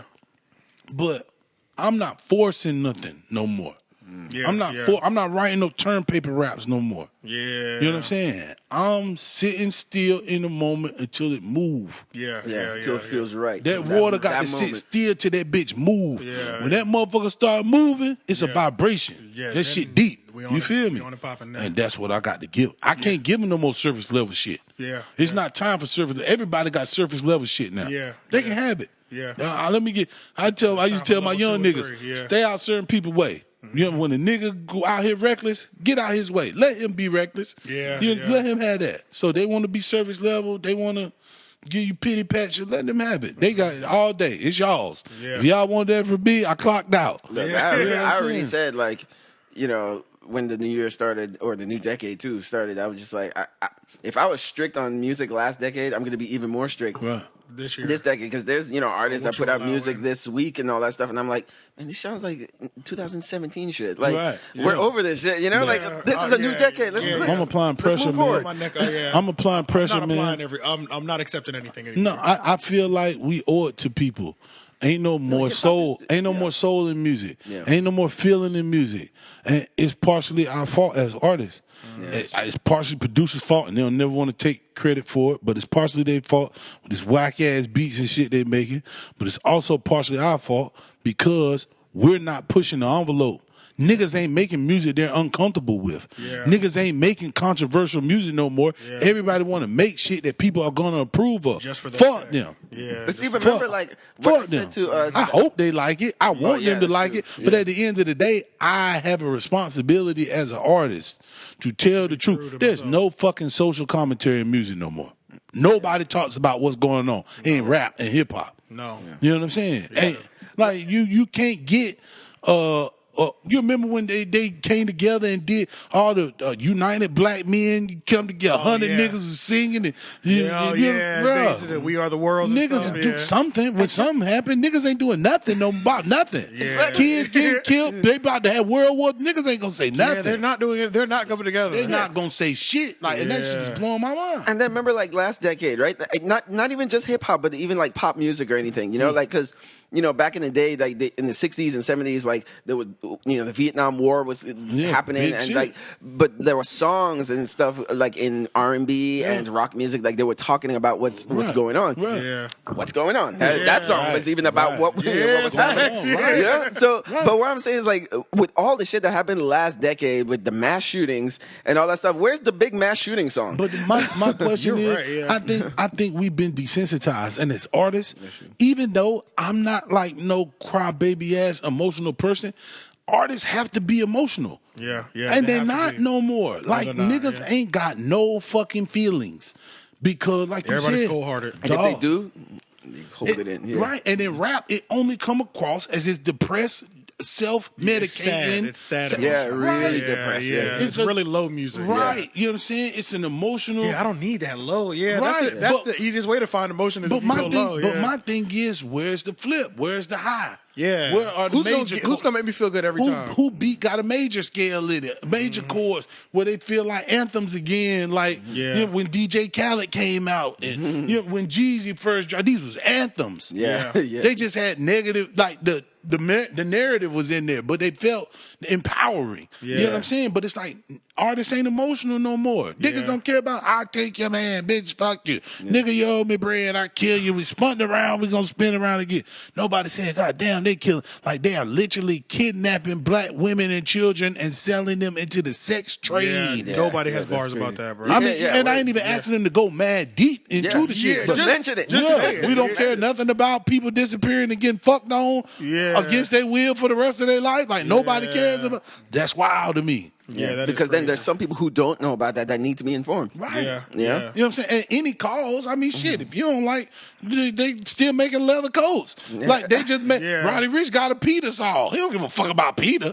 But at least, him naming it PETA, nigga gonna go look it up. But it's like, dog, say something about something, you know? And then, tie that emotion into it and put it in a record and put it out. You know what I'm saying? That's what I need. So that's the only thing I can give. Remember what I said to, like, Sarah, the instrumentalist? I was saying how in every decade of hip-hop, from the beginning of the decade to the end of the decade, like the sound of hip hop changed, you know? So from the beginning of the 80s to the late 80s, like the sound of hip hop changed. From the beginning of the 90s to 99, the sound of hip hop from Tupac to Missy, like it changed, you know? 2000s to 2009, you know? You had the bling era going all the way to like Kid Cudi and not Clips, but like the Cool Kids and all that stuff, you know? Yeah. But the 2010s, I told her, I was like, that was the only kind of decade where the sound of hip hop was sort of consistent. Yeah. It was sort of like one sound. But you know it too? From beginning to end. You was trying to end up and shit. It's okay. But I meant to say this shit earlier. Nobody has in-house production no more. So people don't create their own sound. He's agreeing with you. As soon as you said that, Leon said, niggas bite sound, like, and that goes back to all this shit we was talking about. All the things. Yeah, just YouTube. Like niggas find what producer's hot. He made a hot record. Now I'm gonna go work with him. Hey, look, and the producers have sound are tight beat. Right. Yeah, and that's fucked up. Yeah. Because watching the beat sound like a rapper. Yeah, I should be able to just tell you.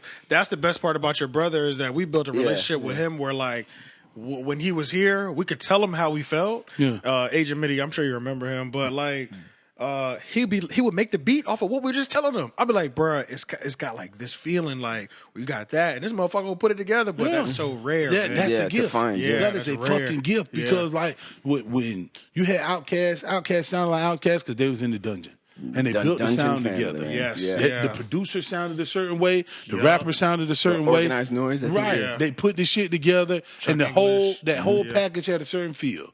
Yeah. Shit, when Pablo first came out, when Missy came out, when Magoo came out, that shit coming out of Virginia, with Timberland up on it had a certain feel. Because they were all together. You understand what I'm saying? From scratch. Yeah. You feel me? So, but like camps don't have. Look at Wu.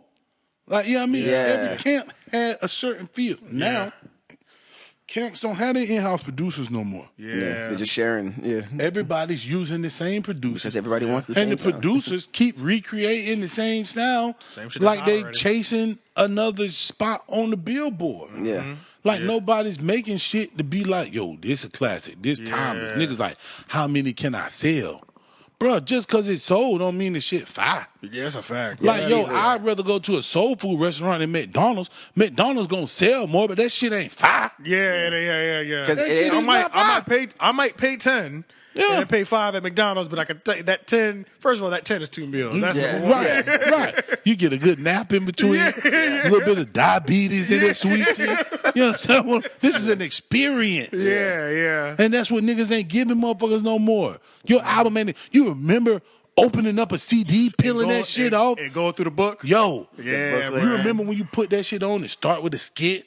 Yeah. Intro. The intro was so important. And if it didn't start with a skit, it was one coming right after that intro. Right. And then you got skits in between the album. The album has a flow to it. Yeah, it's a narrative sometimes.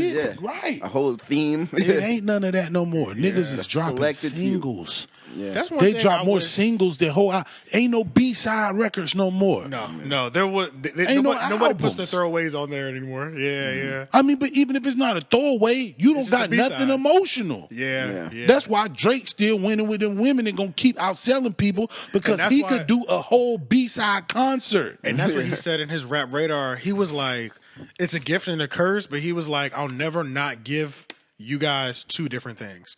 He was like, that slows me down when it comes to making the music creation process, obviously, because if you're doing 10-10, 20-20, it's a lot of records.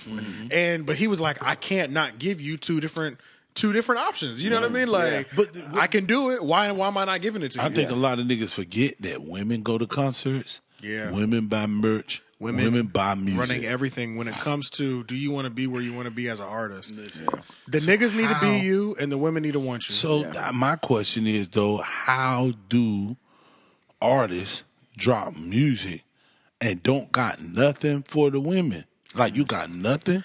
All this shit hard. And I know these girls is hard now. They different. They a different breed. They are. These young girls will throw up gang. They will throw a flag on, throw up a gang sign, and ask you if you want to fuck. You understand what I'm saying? And you know that's different for a lot of people. That's a new experience. You understand? But at the same time, like, a girl is a girl, and she want to feel like a girl. You know what I'm saying? So it's like, dog. No matter how tough that exterior is, she wants something. That speaks just to her. I mean, if she like me and if she wants something from a man that remind her, yo, that's a man. You know what I'm saying? And not only is that's a man, that man ain't here to talk to these niggas. That man can't here to talk to me. Yep. That's what Drake is fulfilling. Man, Drake 20 for 20 from the free throw line. Yeah, he not playing. He's not playing. He doesn't Chris miss. Brown.